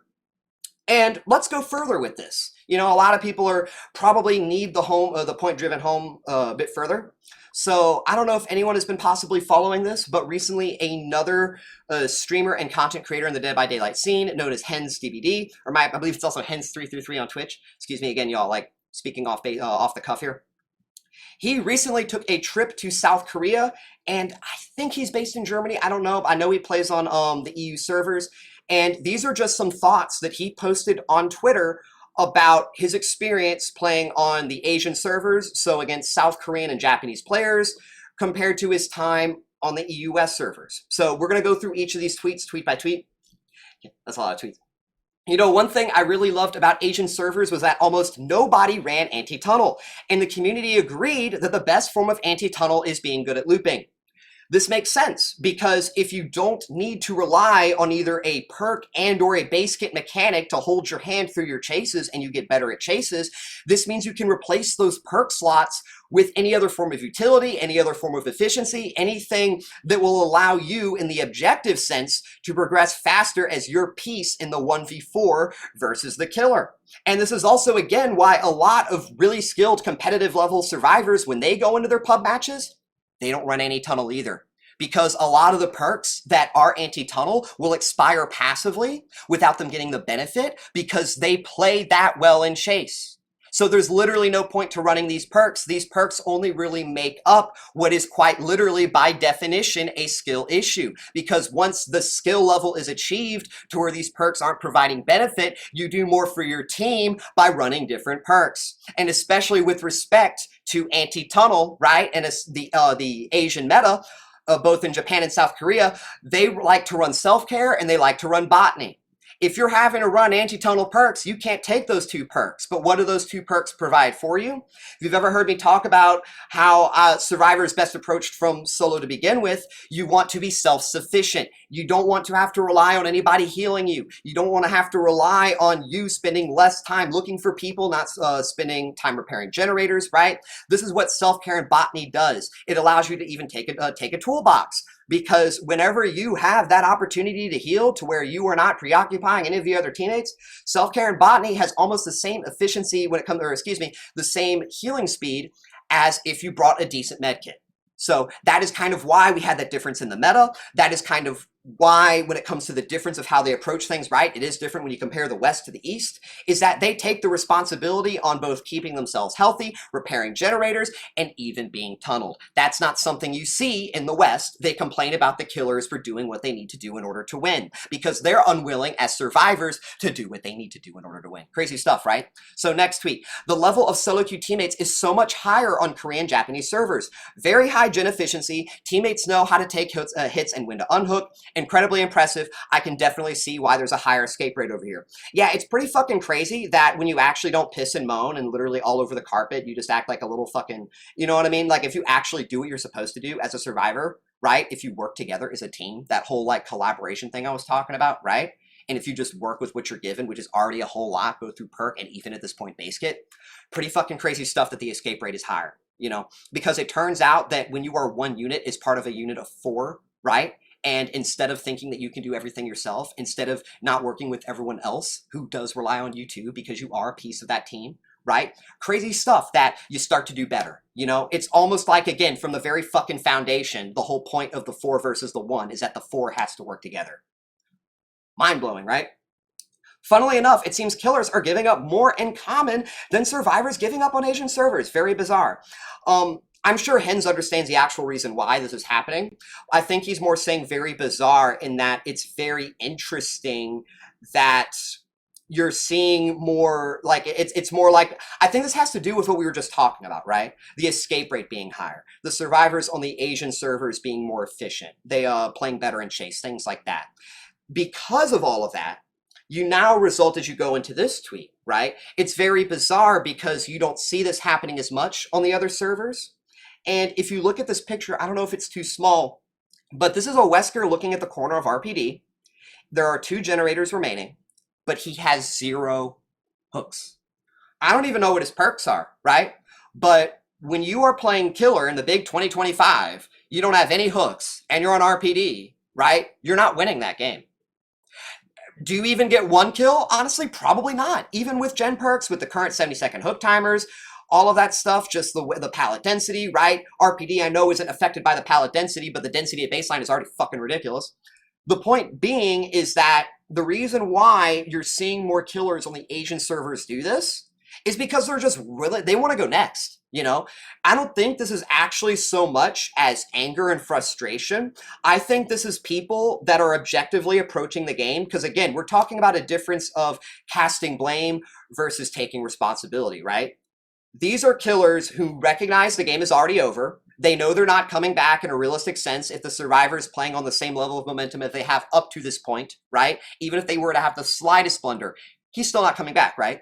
So because he recognizes this, he just wants the game to go next. He figures if he stops playing, survivors will get the gens done even faster, which means that the match can end and he can go on to his next match. And from there, he can approach things compared to now, right? Versus just wasting his time in chases that ultimately don't really accomplish anything in the grand scheme of things, right? Because some people aren't just out there trying to get chases alone. Some people are looking to take the information that comes from taking a chase that matters with respect to macro, right? It's one thing to take a chase and waste your time just practicing mechanics when a big part of what matters in a chase is knowing when to quit, right? Knowing when to just break a pallet and then come back later and play the duration of the chase itself with the breaking of the pallet and the grand scheme of what happens afterward with any other chase. And if it comes to, you get what I mean? There's a whole lot more metrics to it. And that's probably why you'd see killer players, rather than waste those time with those chases, they just want the match to go to end so they can go next, so they can learn and have a chance at winning. Because if there's no chance at winning, there's nothing to learn from the rest of the match. You get what I'm saying? So that's why I think you're seeing this. Finally, the last tweet. Then your point about Asian servers means absolutely, this is him, Hens in response to someone else on Twitter. Then your point about Asian servers means absolutely nothing if it relies on them adding whole new features to be good or worth liking for new players. So this response that Hens has to this player is exactly everything I've been trying to drive home to this point about regional culture. They have a different attitude toward the game and conceptually getting good at them. It's very relevant to the discussion at hand, and I fucking agree. That's literally why we're talking about this right now. It's why I even made this slide. You do have a difference of regional culture, and as a result of that, you do have two types of player bases that make up survivors, right, from two different regions who approach the game differently. People in the West, they piss and moan. People on the East, they accept responsibility, they try to improve, and that's just how they handle things, right? And as a result of that, it makes it very, very difficult to balance the game with respect to how you need to balance it to have a player base, with respect to how, survivor player base specifically, I should clarify, right? Because again, we're talking about survivors that whine, piss, and moan and don't want to play the game going forward, and also balancing the game in a way that is reasonable for the foundation of 4 survivors versus 1 killer, right? It's a lot harder for that reason, right? When you have a horse who'd sooner choke on the straw and drown or asphyxiate versus actually learn and play the game. Because how the hell are you going to introduce any type of mechanic that requires a part of the player base to play into it if they just aren't even willing, right? Like, how exactly do you deal with this from the standpoint as a developer? It's pretty fucking stupid. It really is. I do feel for the developers in some way because of that.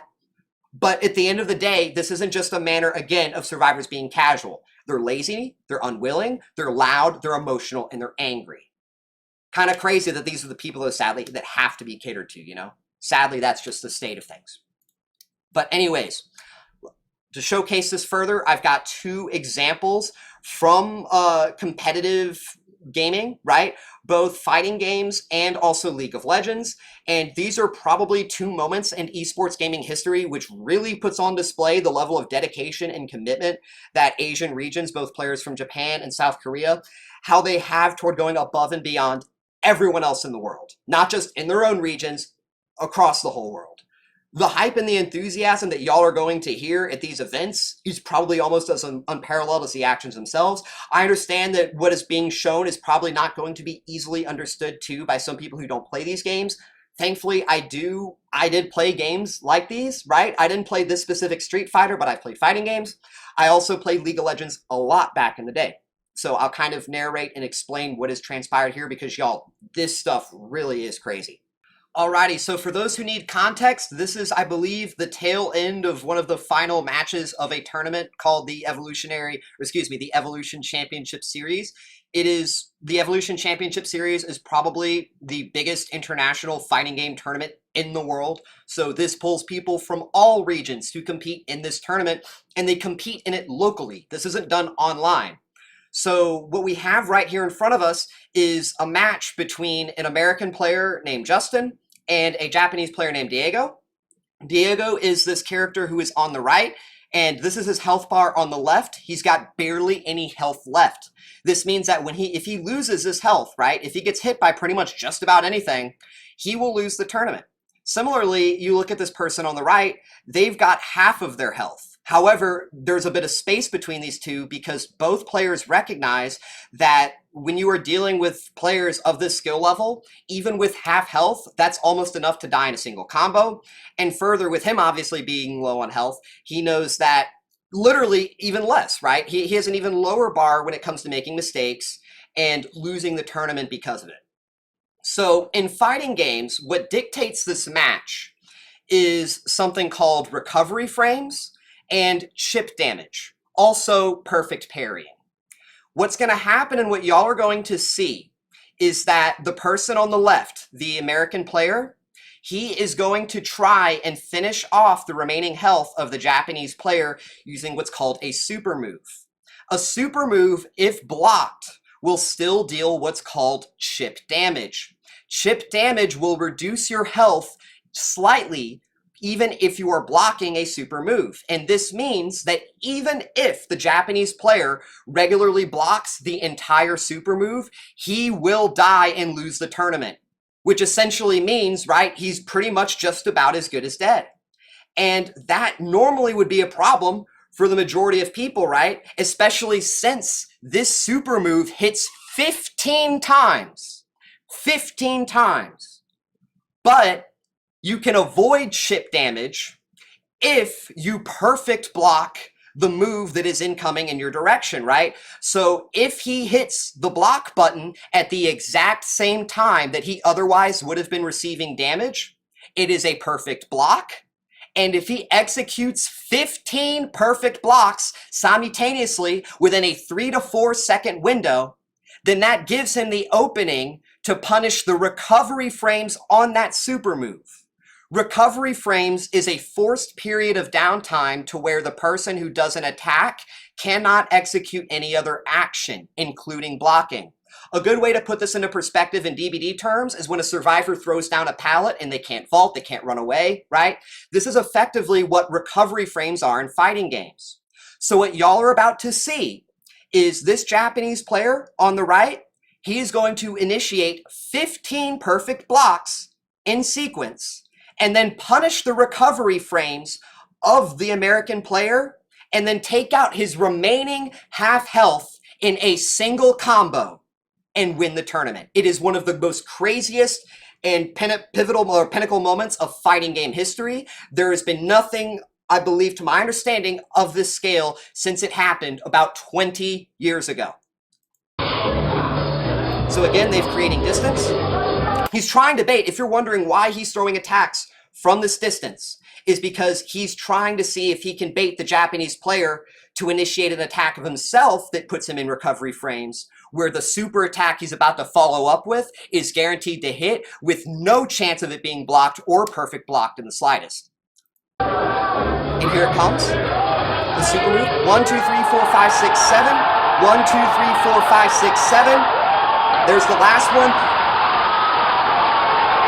And that's the kill. So for people who need a recap, again, we go back. That's, I believe, the second chain of sevens. The final hit, he perfect blocks it in the air. That's the 8th hit right there. The 15th hit. He perfect blocks it in the air and follows it up with a jump attack as he reaches the ground for even more damage as he starts his combo. Gets a few hits into his own super attack. That's how he wins. And that's why everyone's freaking the hell out. Because again, go back here. Watch when the super move is coming out. If he does a regular block, if he just holds the button, right? Because again, he has to time the button hits with each and every consecutive kick. If he just simply holds the block button, he loses. Look at his HP right now. He has no HP. That is the only reason he won this tournament from that level of skill. That is something that in the moment, right? You're looking at adrenaline. You're looking at everyone physically. You've got people in real life looking at you, standing around you, right? The pressure from that and executing that, the grit, that is the difference that you see when it comes to discipline and responsibility. Because other players, they're going to get hit with that super move. They're not going to go for the 15 parries. And they're going to be like, you know, man, I'm not going to lie, man. It's pretty fucking stupid that Chun-Li, her super move is 15 hits, which basically means trying to perfect block it is just like impossible. Like 15 hits, who could do that?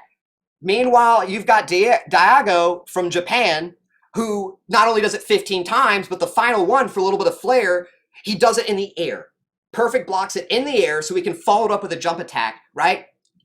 That is what I mean when I say differences in regional culture when it comes to discipline, work ethic, and responsibility. It's not just in real life. Because y'all, let's be honest, these people have jobs, you know?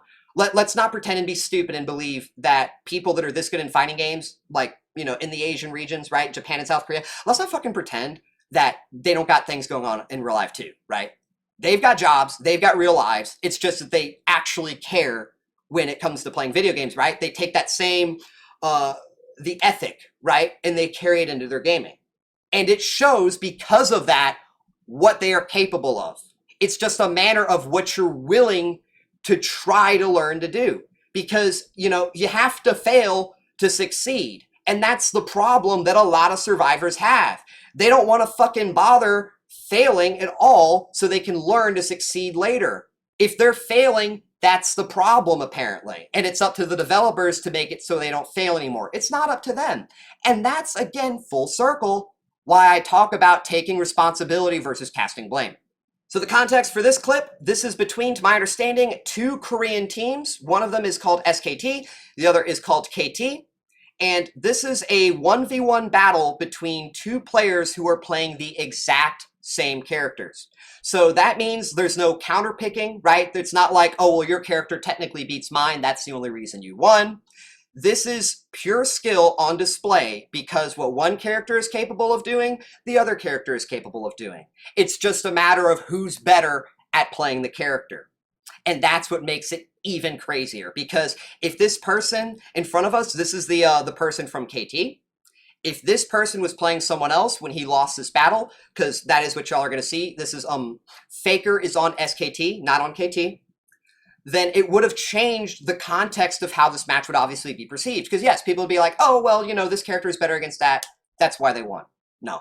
Same characters, different teams, all a matter of which person is better. And y'all even see, like, y'all are about to see why that point's even driven home further, right?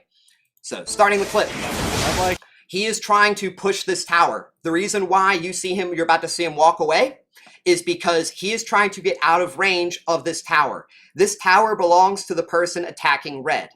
And if he attacks blue right now near this tower, the tower will assist him in killing red. Red will lose this fight guaranteed no matter what. Okay, so that is why what y'all are about to see, he is just taking these free back shots. Even though I look at this, even the tower shot, he took a tower shot, right? That is, like I said, why he can't fight next to the tower. I think he's in the... So he gets him down to for free. Again, look at the health difference. There is a massive health difference between these two players. They are playing the exact same character. Now watch what happens. Beto Faker may be in trouble here. Deathmark tries to clean it up for Ryu. Oh, look at the cleanse, look at the moves. Faker, what was that? With an 80%, he was down to what, 20, 30%. The other player was almost full. He juked every single ability. And he hit him with every single ability. Virtually no one should have been able to come out unscathed from this fight.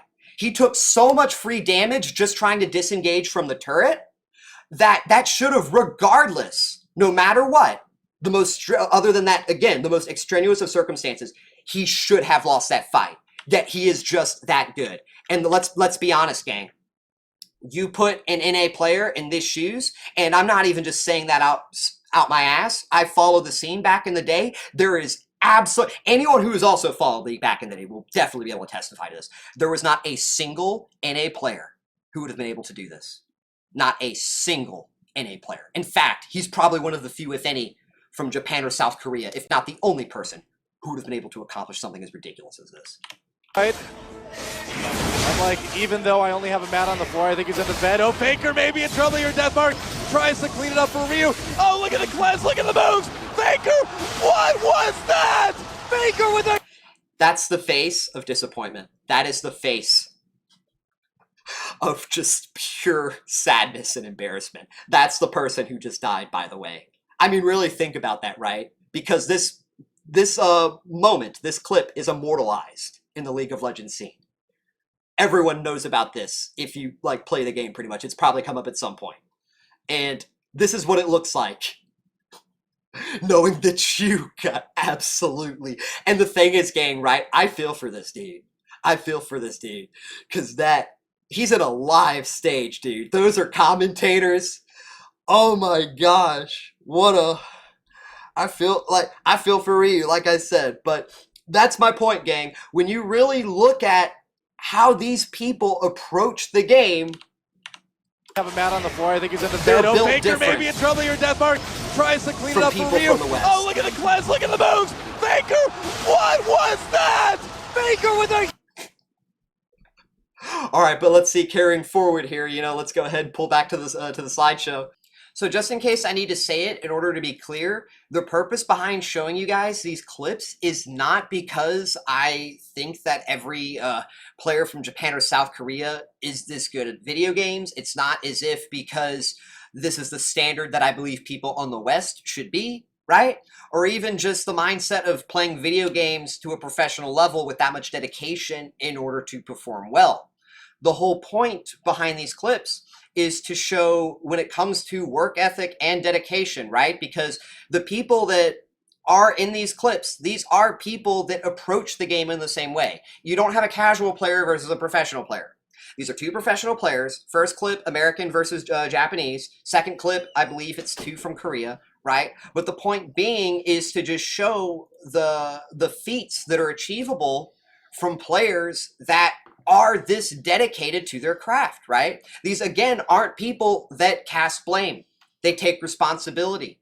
And while I'm sure there are people on the West that obviously play professionally, take responsibility because there's no other way that you get that good at video games, right? Regardless of where you're from, if you don't take responsibility, then you're never going to improve to be that good, right? But that's kind of, again, my whole point. If that is just a fundamental concept when it just can be applied to anything, not even just being the very best at video games, but even just outside of the very best spectrum, obviously, if you don't take responsibility, how can you go from low skill to medium skill, right? You can't go from low skill to medium skill, probably medium skill to high skill, and that's why you've got a bunch of very bad players that are never going to improve, that are always going to be casting blame, and unless you do exactly what they want, they either are going to be assholes or they're going to stop playing your game.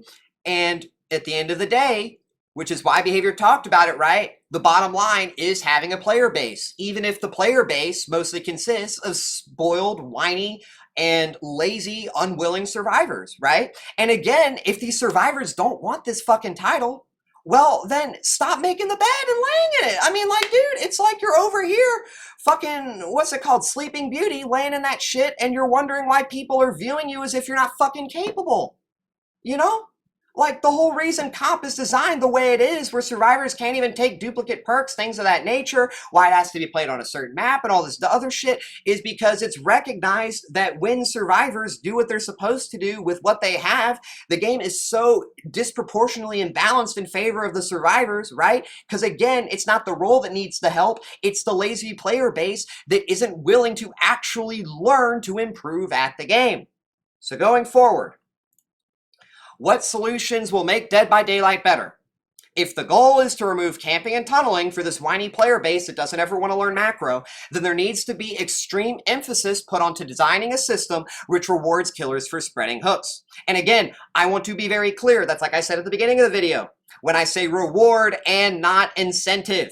If killers are expected to only spread and hook multiple survivors without sacrificing anyone too soon, then there needs to be an ulterior goal, which is what separates an incentive from a reward, by the way. There needs to be an ulterior goal which comes from doing so. This is the difference between an incentive and a reward. 5% Bloodlust for 15 seconds is an incentive. Receiving buffs during the endgame that allows you to close out a match by killing survivors for spreading your hooks without the sacrifices coming too early, that is a reward. Hopefully y'all can kind of see the difference there, right? Ulterior goal that you're building toward versus just here's some shit that you can hardly even play into by design because we felt you were doing too much in the previous PTB. This is why in my most recent videos too, by the way, I've dedicated a lot of attention toward talking about how I believe behavior should reward killers during the endgame for spreading their hooks without killing survivors. If this is the position you are putting killers in, where taking survivors out of the match early is supposed to be extremely difficult, then stop giving them incentives that don't build toward anything. Right? If you want to do this shit where you give bonus haste off of hook, where you do X, Y, or Z, just only off of a hook when it is spread, that's not enough. That is just an incentive. It needs to go towards something too. That will then make it a reward, right? And again, with how the end game takes place at the end of the match, right? If the goal is for survivors to be in the match for longer, if not the majority of the match, that is the very best time for that reason to look at implementing any type of system that functions as a reward for killers who spread their hooks without taking survivors out of the match early. So going forward with this too, let's keep going forward, gang. Let's talk about this system and how it can function in practice. This is something I've talked about in my previous videos. Depending on the number of survivors who have been hooked twice but are still alive, when all 5 generators have been fully repaired, certain bonuses could activate during the post-gen / endgame phase, which would make killers stronger. And as a result of that, they could close out their matches by killing these survivors that they have deliberately not killed earlier, right? Taken out of the match earlier. They've hooked twice and gotten them in this very vulnerable spot during the very limited window of the endgame phase, because the post-gen/endgame is the shortest period of the match. It only takes 16 seconds to open an exit gate, assuming the killer doesn't have no way out and or remember me. And that's basically my point. So when you do look at giving any types of bonuses to killers, assuming these bonuses aren't elongating the duration of the endgame phase, giving lethality to killer for being this virtuous and this kind, because that is ultimately at the end of the day what it is, right? Regardless of whether or not you were making it literally impossible, right?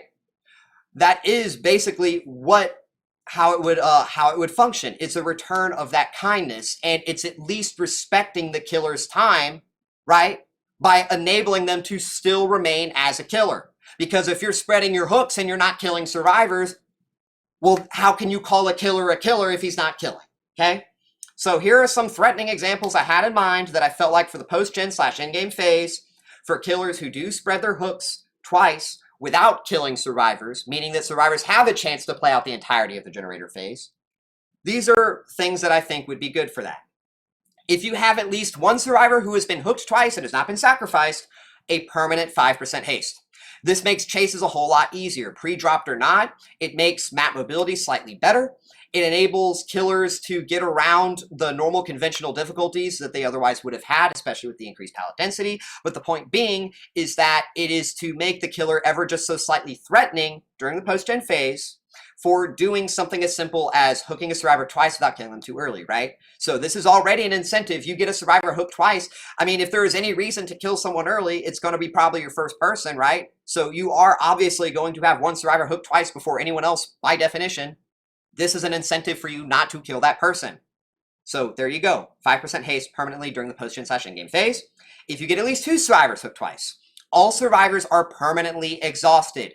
So this means no adrenaline. I believe this should kick in with when adrenaline would otherwise take place, so you wouldn't get the speed boost from adrenaline. You would still get the heal, unless you bring Terminus, and the survivor obviously being injured, right? But it also means no life, no sprint burst. It means no dead hard, right? Anything that a survivor would use to extend their chase beyond conventional means of running, etc., and pre-running, that is no longer available. And again, you have to hook 2 survivors twice without sacrificing any of those 2. If you have at least 3 survivors hooked twice, which is again 3/4 of the team, this is not easy. This is difficult to accomplish this on all but probably the highest of the tier of the killers with the sweatiest of the builds. All survivor Rs are going to be permanently revealed for the rest of the trial. So once the exit gates are completed, until all of the exit gates opened and the survivors have left the trial, you will see where everybody is, unless of course they're hiding in a locker, obviously, right? Because at this point, when it comes to the conditions, as we're about to talk about in a minute, you still technically, I guess, could counter this by hiding in a locker, but hiding in a locker doesn't get you out of the trial. And once you leave that locker, the killer would see you, right? But you would only get this permanent aura reading if you have hooked 3 of the 4 survivors twice without killing any of those 3 when all the generators are completed. So to rephrase this and put it into perspective, you are entering the post-game phase with at least 3 survivors still in the trial. So you are still having to deal with, at a bare minimum, a 1v3 situation of 3 survivors versus you with 16-second exit gates. And some of y'all might be thinking, well, what if you just run in-game perks, etc., to extend the duration of the in-game phase? We're going to get to that in just a minute. But either way, that is why I feel like permanent R reading would be fair. And for the final point, if you somehow manage to hook all 4 survivors during the generator phase without sacrificing any of those 4 survivors, and then the generator phase or the post-gen phase rolls around, then I believe you should be granted the ability to where when you down a survivor, they aren't downed instantly, mind you. There's no exposed or anything unless they're bringing something that gives exposed. But whenever survivors are downed during the post-generator phase, they are instantly sacrificed, as if, like with the in-game collapse, where the entity claw shoots up. This means killers don't have to pick them up and carry them to the hook in order to get them out of the trial. It allows them to down a survivor and keep going to maintain that pressure.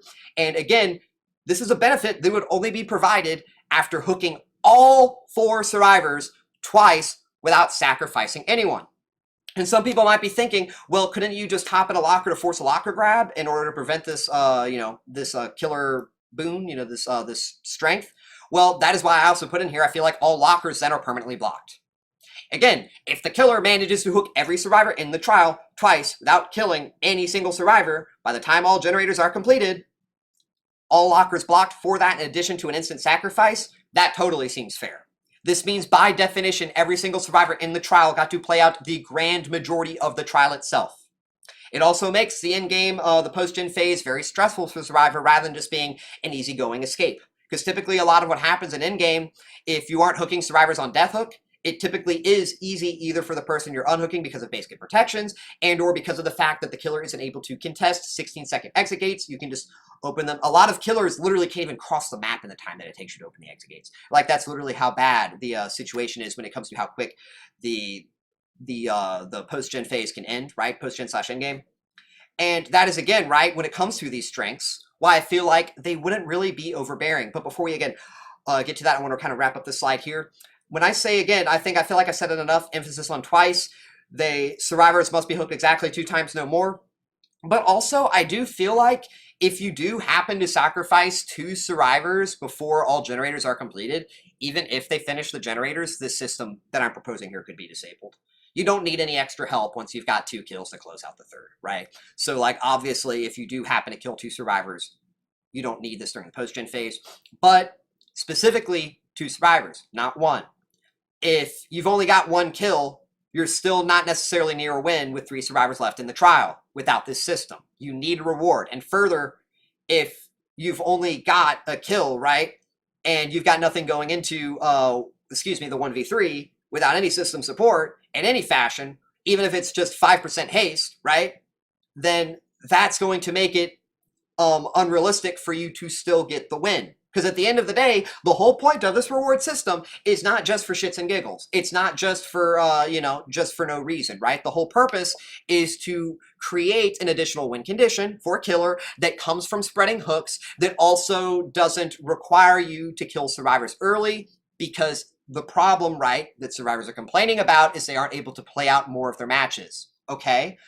This will allow you to play out more of your matches, but this doesn't make the game easy for an escape for you. You know what I mean? You don't just get out for free for that reason. You potentially can still die during the end game because the killer played well enough to hook your teammates. Perhaps you didn't work enough to prevent him from getting those double hooks on your teammates, right? And because of that, you're still a very real threat of you getting sacrificed. So let's see how the system expands upon behaviors, changes, and how it provides second chance for killers who fall behind. When hooking 1 survivor becomes more than just a means to an end for that specific survivor, it introduces another way for killers to recover during lost matches, even when they fall behind at some point during the generator phase. And this is, again, why I make the distinction in the past, between reward and incentive. The incentive of just X% bloodlust, right? That doesn't actually give you a means to an end beyond hooking 1 specific survivor. That is the problem and the difference there. So when you have this system I've proposed, you have that means to an end. It encourages killers to seek hooking different survivors with the understanding that the bonuses gained during the endgame phase from spreading their hooks could enable them to possibly come back in the match and secure a win, even when that otherwise wouldn't have been as possible.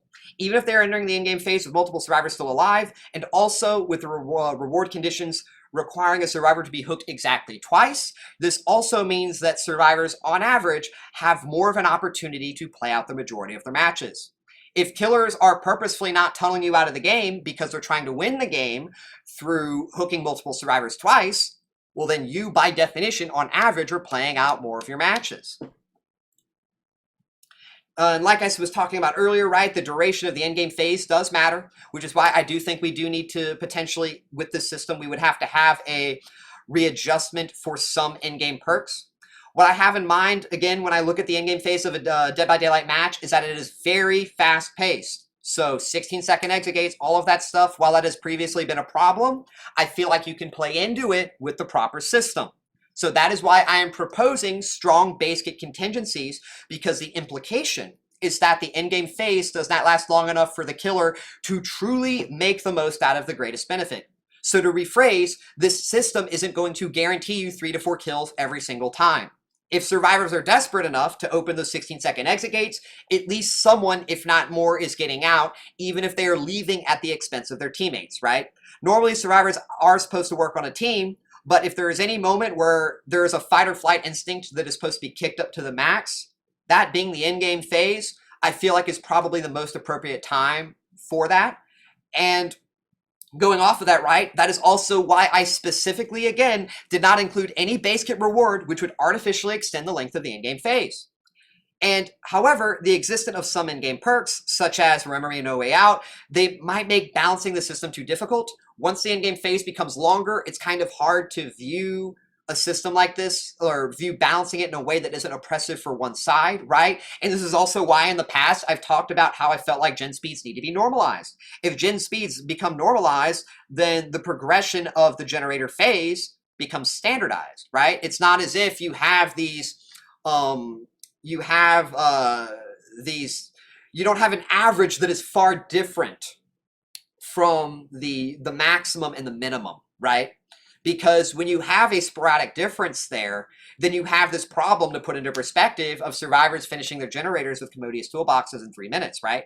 It's kind of hard to balance the game when that exists versus if it doesn't exist. Because if it doesn't exist and everything progresses at the same speed, then you say, okay, is this the problem point of the phases when it comes to the phases of the game? Do we need to increase or decrease the length of the generator phase, right?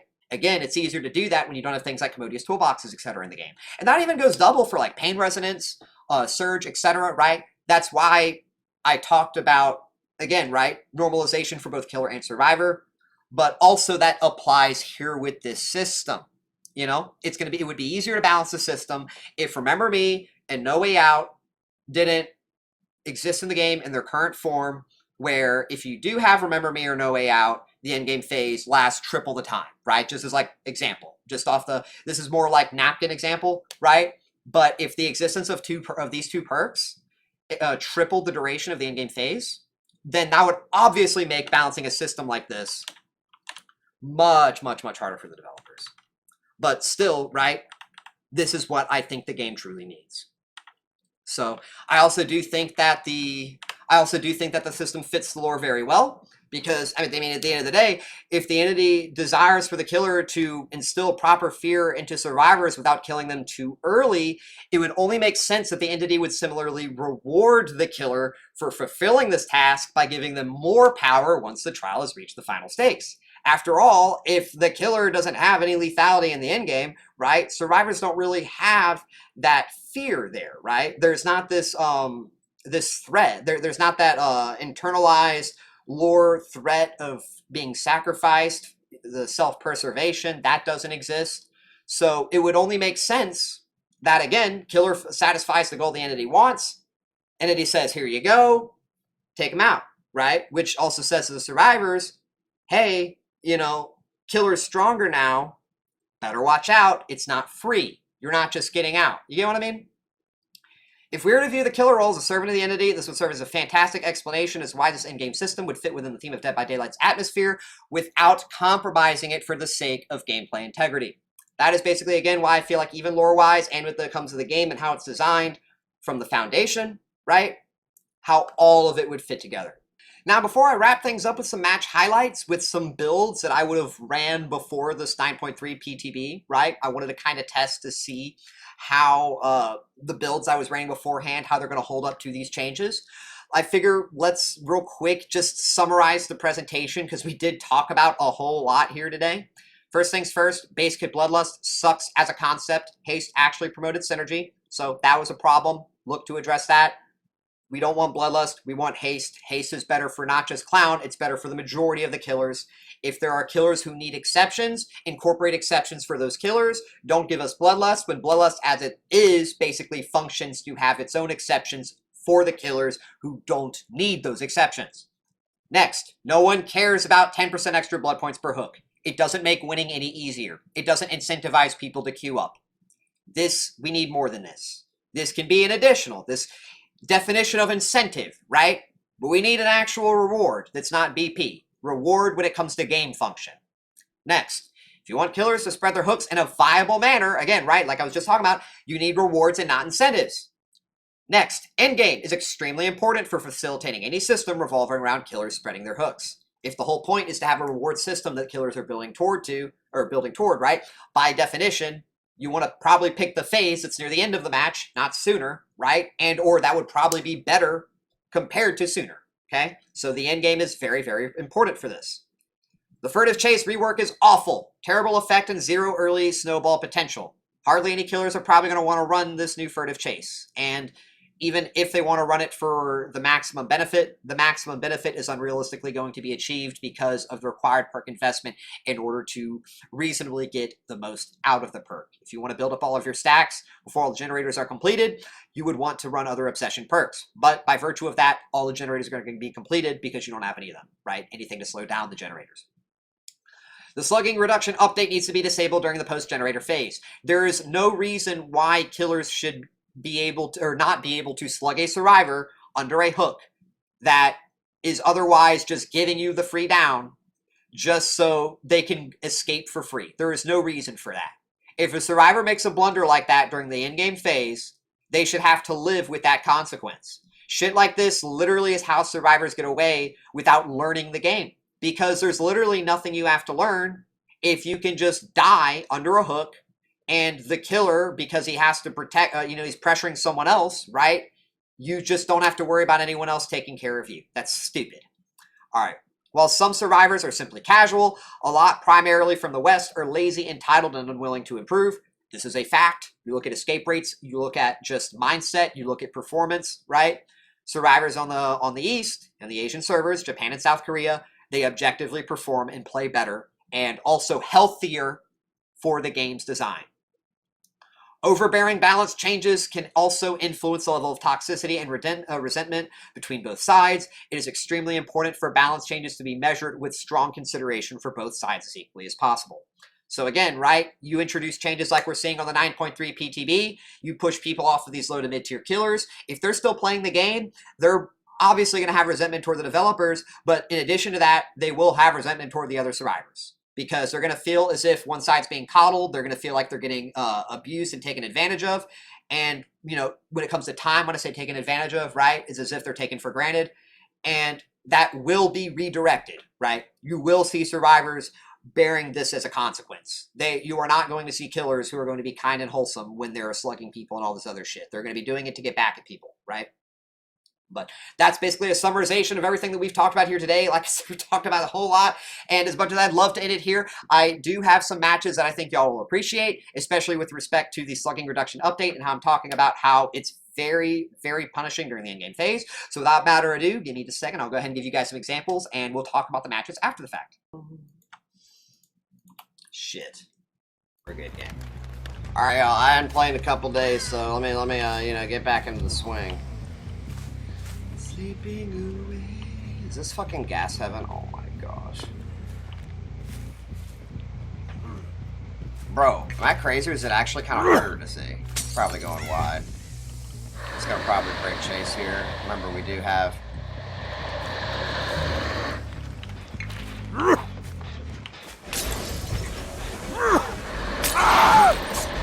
That actually missed. That's fine. We still get this. Oh, we don't even need a pink. Just in case he does want to play, we don't need to do that. I'm purposely not throwing the yellow because I know that he has to either drop this, hold this, cancel. Pallet isn't there. Beautiful. Happen to know lunging? Oh, she, for one thing, refunded automatically the points, but no, I'm testing this game. So. She didn't know, I think, that we were testing, and so I'm not like doing meme redeems when I'm trying to, like, you know what I mean? Because the queues are already long enough. That's what I mentioned earlier. Trying to get ready for the tunnel here. I expect an unhook.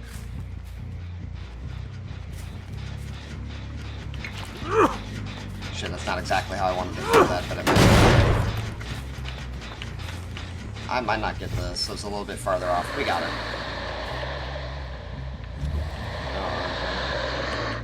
Smart. Maybe they're on Shack. No. That is obsession, so I do lose stacks, but that's fine. It is a health state for macro pressure.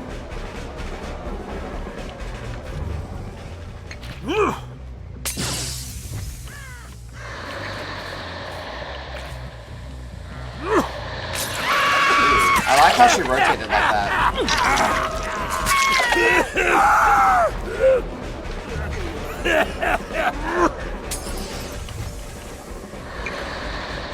Remember, he does have Basekit bar time, so we have to lunge through it.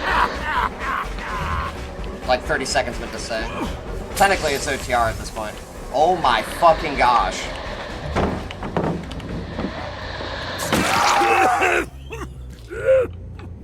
Alright, so it's pretty much something where you game sense it, right? So I don't have anything to, what's it called, know where he's going, right? But how was I able to catch up to him? Because I game sensed it. Instead of assuming he went around the back side of the main building, I figured he would go into the building. Now, if I was wrong, I pretty much lose him, right? Because he could chain away from main, he could chain to outside edge, and I never find him, right? But if you do game sense for the tunnel, like, removing scratch marks and blood will only do so much. And the thing is, when it comes to game sensing the tunnel, it's a lot easier when you're playing a better killer, right? When you're playing Nurse and Blight, it's a lot fucking easier to game sense the tunnel than if you're playing Clown, Trapper, Ghostface. You get what I mean?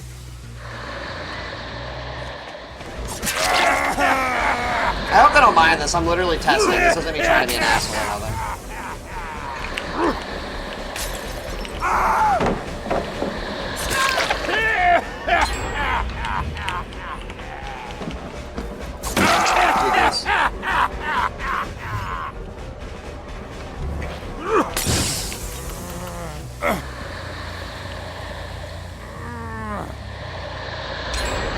And see, here's another thing, right?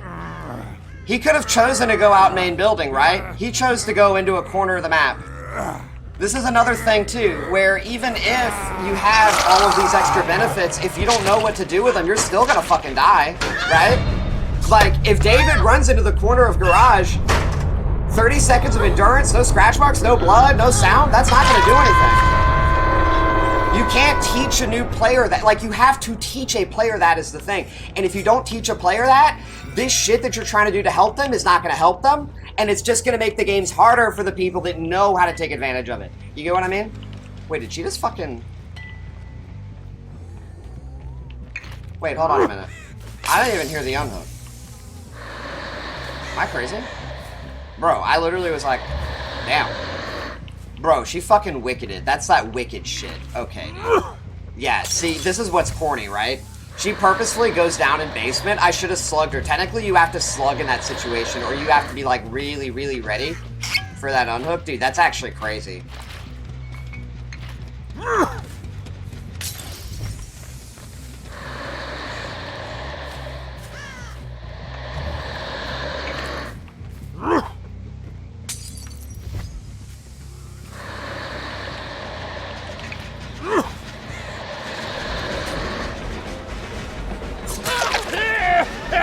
Found the person who's already been hooked, and it's really, really good for us at the end of the day. Oh, wow. You should have gone for that pallet. Oh, there's another one. Wait, are there two pallets? Am I stupid? Am I blind? I thought there was the pallet on the inside of the bus. No, I thought the pallet was on the inside of the bus. Never mind. I guess I'm stupid. No, Dad, take that back. I guess keep my mouth shut. My bad, gang. I'm blind. I literally thought the pallet was on the inside of the bus. I was like, why would you take this pathing? That's why I placed the bottle there and everything.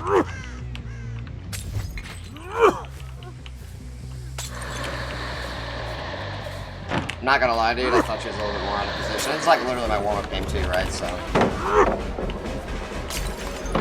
And I got pulled into the wall. This game is fucking crazy. Oh, okay, and I don't get my yellow. Whatever, dude. I mean, it's a warm-up game for a reason, right?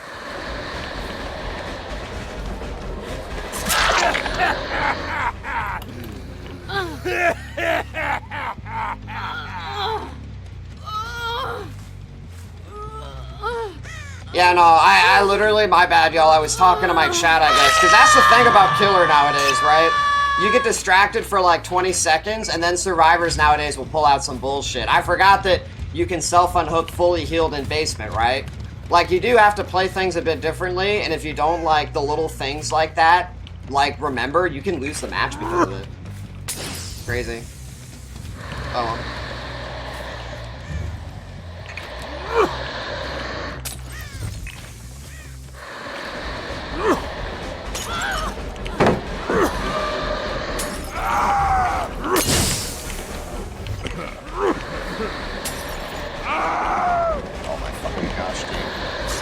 she has live. Crazy.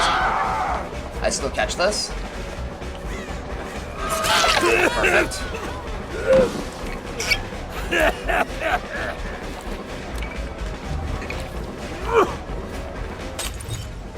She has to drop this.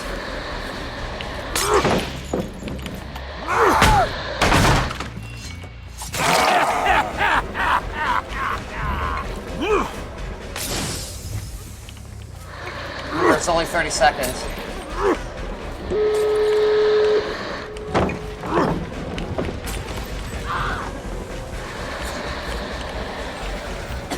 Admittedly, she's not bad. It's a little bit hard when you have to work with everything again, and that should have hit, but for whatever reason, I didn't look a tad bit to the, like, you know, you have to, I was 3 degrees off, I guess, on my fucking M1 gang, my bad. There's no way she was able to rotate and I don't hear or see anything. This game is so dog shit. It's actually crazy. Whatever, man.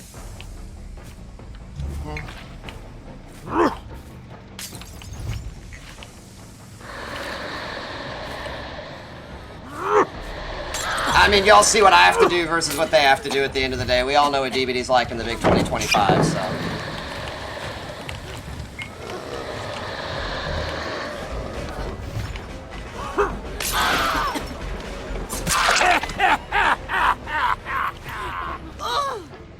Thought you weren't coming on. Only for a little bit, probably to do some matches with someone I know. Also to do a little bit of testing, but.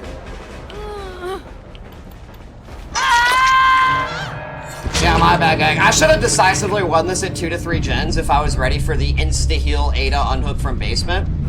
But, like, you know, I forgot about that, right? Warm-up game on the PTB, and I forget that DBD is literally getting catered to survivors in such a degree like that. You know what I mean? Like, that is actually fucking hilarious.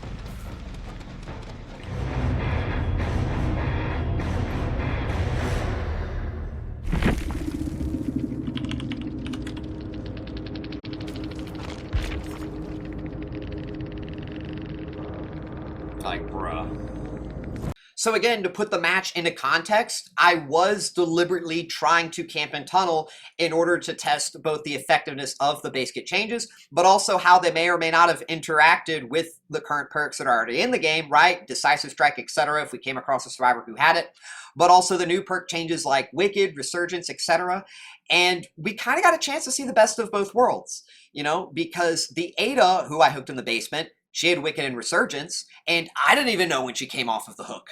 Like, I was talking to my chat, I was looking at that, and then I glanced back over to the left side of my HUD, and all of a sudden, Ada hasn't been in the basement, apparently, and she's healthy, and I'm just like, wait a minute, that couldn't have happened in that time. So they gained a whole lot of macro efficiency off of that, and also just the fact that me as the killer player, I wasn't hyper fixated on my HUD to know the explicit moment when Ada unhooked herself, right?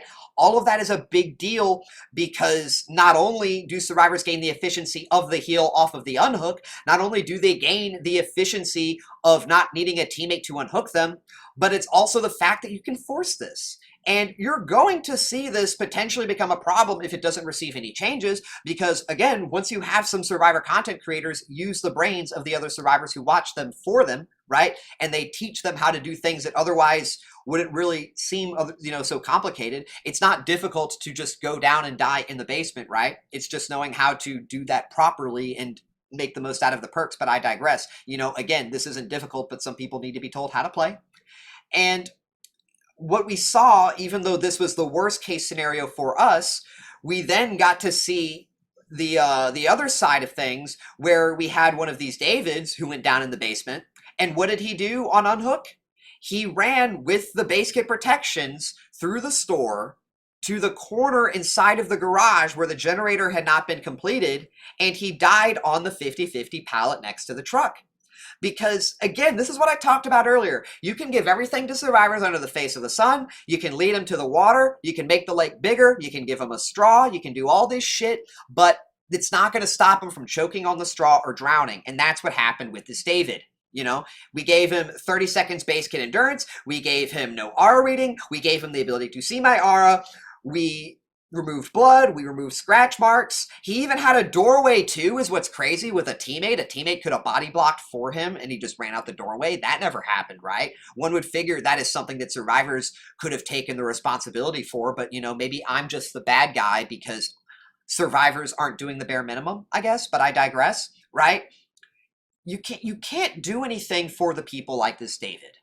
And the more that you do for people like this David, the worse the game becomes, as I talked about previously, for the Foundation. So I barely walked away from this match with 2 kills because of just the influence that we saw later on in the match after I killed the David. Ada was able to compel a very strong chase out of me because she did play well. And also that 30 seconds of endurance did mean that she was able to get an extra 30 to 40 plus seconds off of one of my hooks that I, put onto her, right? So that is also another thing I wanted to point out there, is that it's not just the worst of the players to where changes like this don't matter, but when you look at the best of the players, it makes it as if you do the best that you can, it's also not going to matter, right? So I walk away with 2 kills. I don't exactly walk away feeling too great. Ada did still play well, but at the end of the day, 2 kills is not a win. And if I'm pulling teeth for 2 kills, I'd probably sooner want to play another killer, right? Now, this next match is also on Gas Heaven, as we were testing the visual changes that also came with the PTB for Autohaven Wreckers, and it did put us back on Gas Heaven again.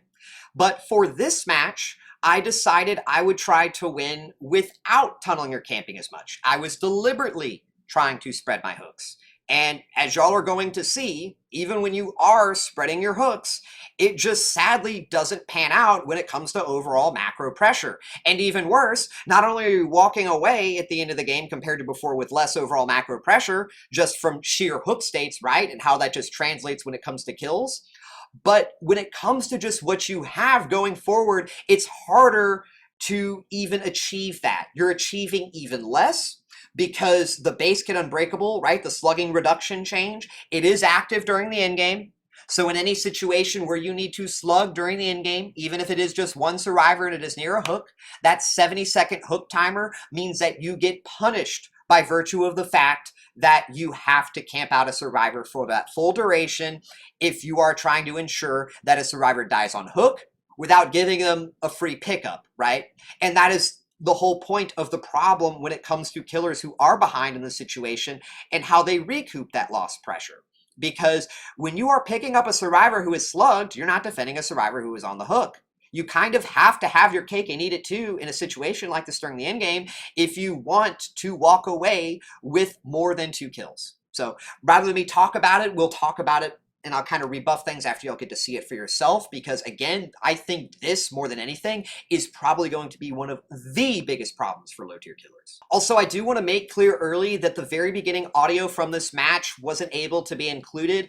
I had some technical issues during my last stream, and sadly things ended up working out this way, but most of the audio from the match is there. It shouldn't impact any type of educational takeaway, so just wanted to kind of, again, make that clear in case anyone wasn't hearing any audio from the beginning of the match and they thought there was some type of problem. No, that is sadly by design, but it will pick up after like the first 30 or 40 seconds.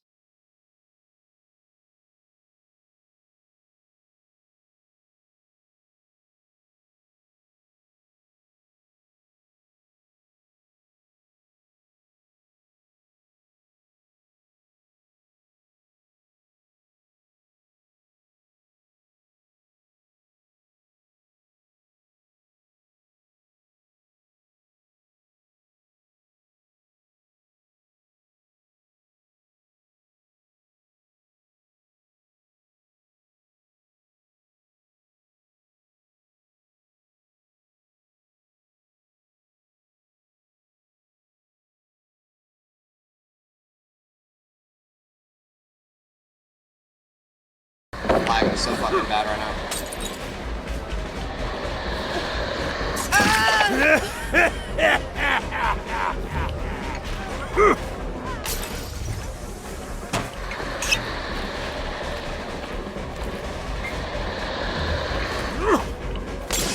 Oh, these are actually not bad. Not gonna lie, dude, I am kind of just like trying some stuff and kind of just like not 100% locked in, but I didn't think I'd need to be. I always give them that. They're not playing bad, but I'm definitely not locked in for it. Bro, the fact that you can... Oh, and I'm playing so ass now. That's 2 gens FYI, even with Pro. Check on you, Hawkins? No, I haven't yet. We've just mostly been doing the... What's it called? The Q.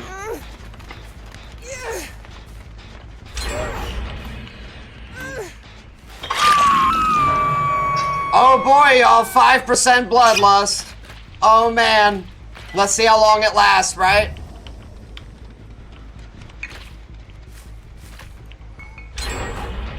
Oh man, this is great, man. I'm so glad that I'm being told don't use my power. Man, we got so much at thanks behavior. Great buff. Easy obsession. Thanks behavior, really fucking appreciate it.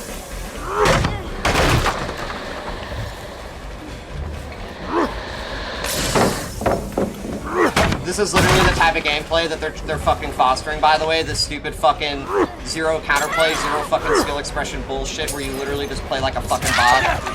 Crazy.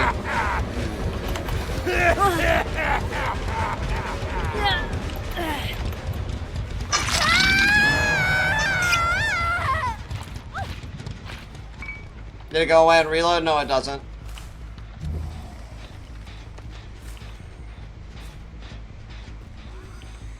Are we for real right now?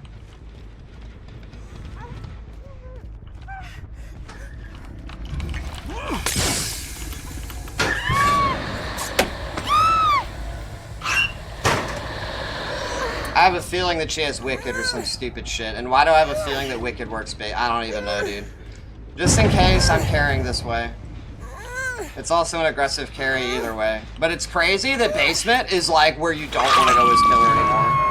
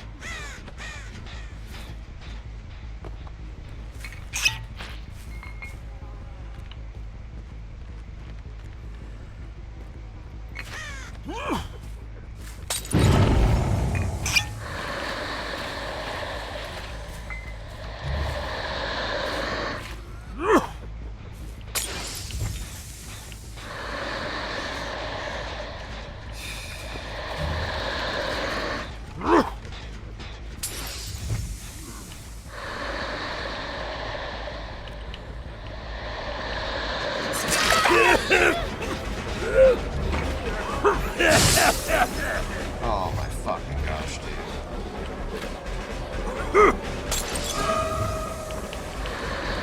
Can I get around this? Might actually. No, I can't, because everything is just deliberately designed in a way that you can't just fucking get around anyone. Crazy, man. By the way, it hasn't even been hooked yet. So it's like, this chase is not worth anything really in the grand scheme of things. It's worth even less because that body block. Oh my fucking gosh.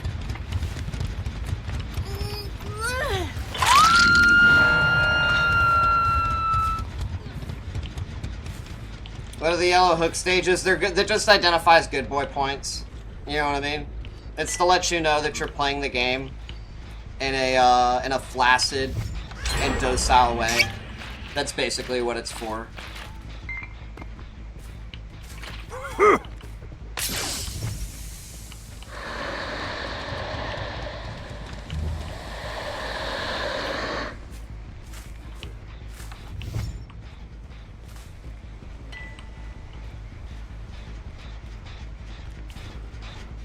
don't even feel like it's worth kicking at this point. And you can throw a yellow? Yeah, that's a good question. That's a good question. I bet your next question's also gonna be, so this like doesn't benefit Clown at all, right? Yeah, crazy. Probably could have hit him a bit first.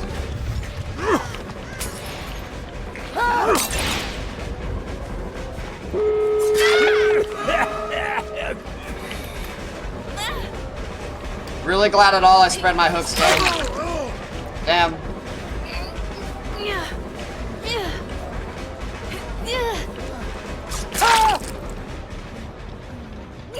I might slug here. His hook isn't worth anything. If I can find one of these other two survivors, I can at least get something right. Gate's already open because, you know, we're gonna make everything harder for killer, but we won't make it, anything harder for survivor, right? The idea of exit gates taking longer than a 10% of a gen or whatever. What is it, like 15% of a gen? That's too much.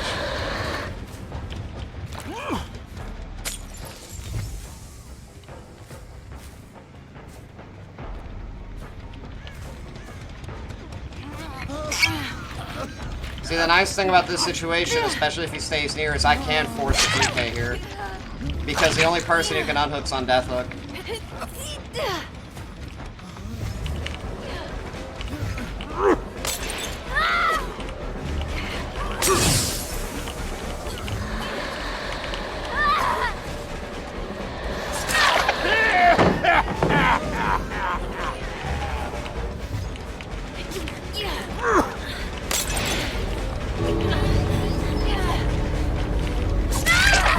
I had to make sure to have that hard draw, right? Everybody's got a third health take these days. If he unbreakable base kits during endgame, that shit is so corny as fuck. He better not actually somehow be able to pick himself up faster. Yeah, this is literally what I'm talking about, right? You're literally not even slated to win. So I'm not even slated. If he doesn't have unbreakable, dude, like, I'm sorry, dude, but shit like this is literally why you don't play killers like this anymore. And shit like this is why I wouldn't want to play on my main account. I should have won this game. The fact that I didn't win this game is actual robbery.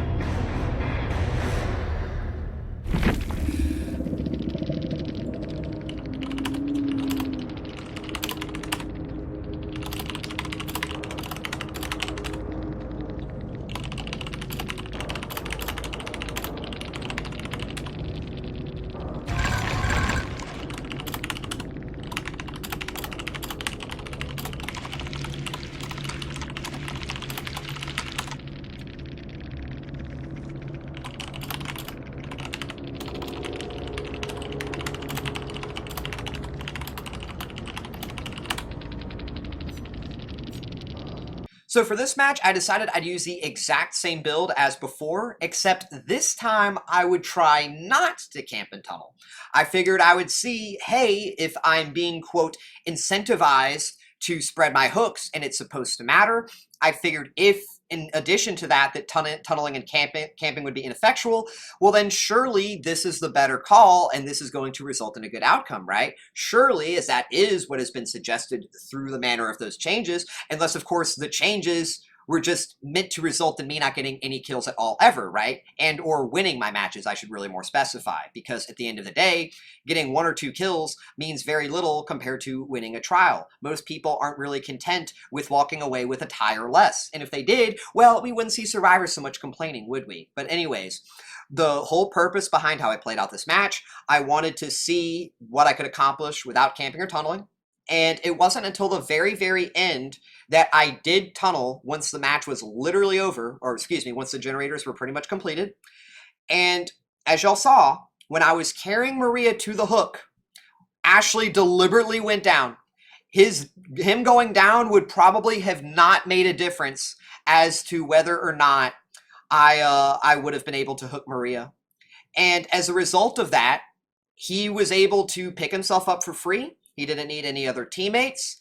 And there is a reason why some people might be wondering, why didn't you pick up Ashley instead of letting him recover the resolve meter?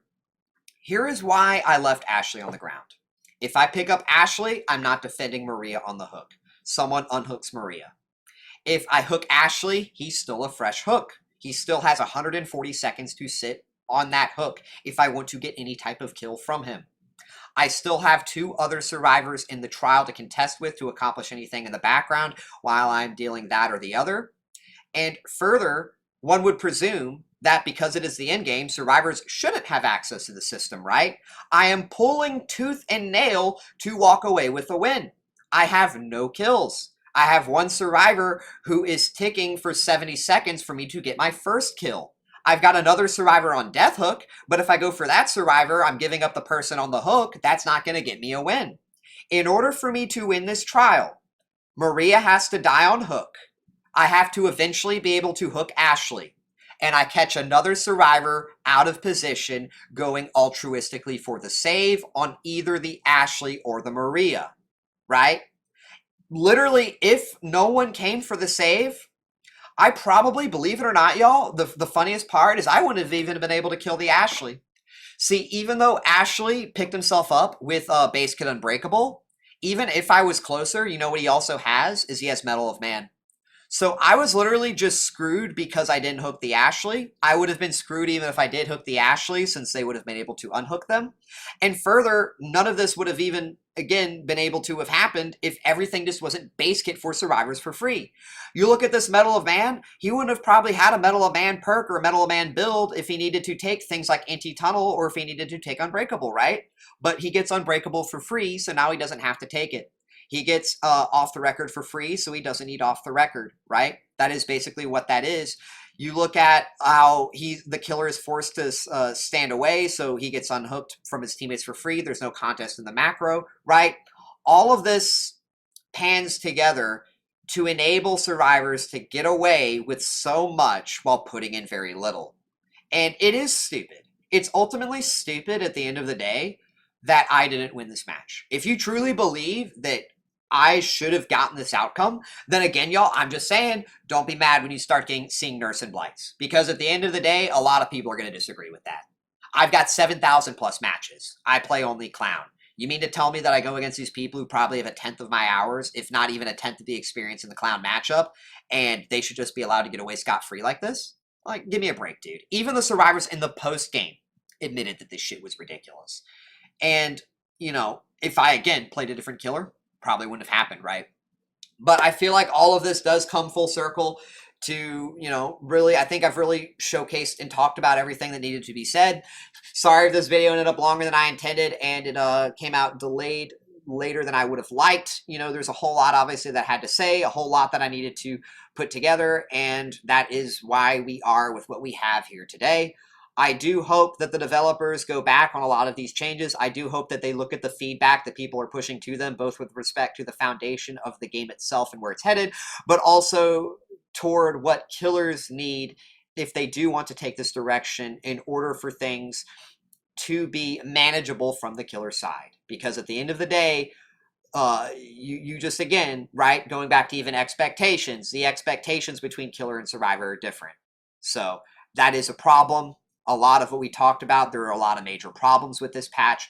Hopefully things don't go in that direction. But on that, I think that's everything that really I need to talk about here today. So I hope y'all really liked this video. I hope there was a whole lot, you know, that y'all could take away as well in a positive manner from this going into the next patch. There was probably a whole lot more that still could have been said, but the video's got to end sometime, right? If you're interested in learning how to play Clown better, I'll have a very detailed Clown guide. I'll be sure to link in the description.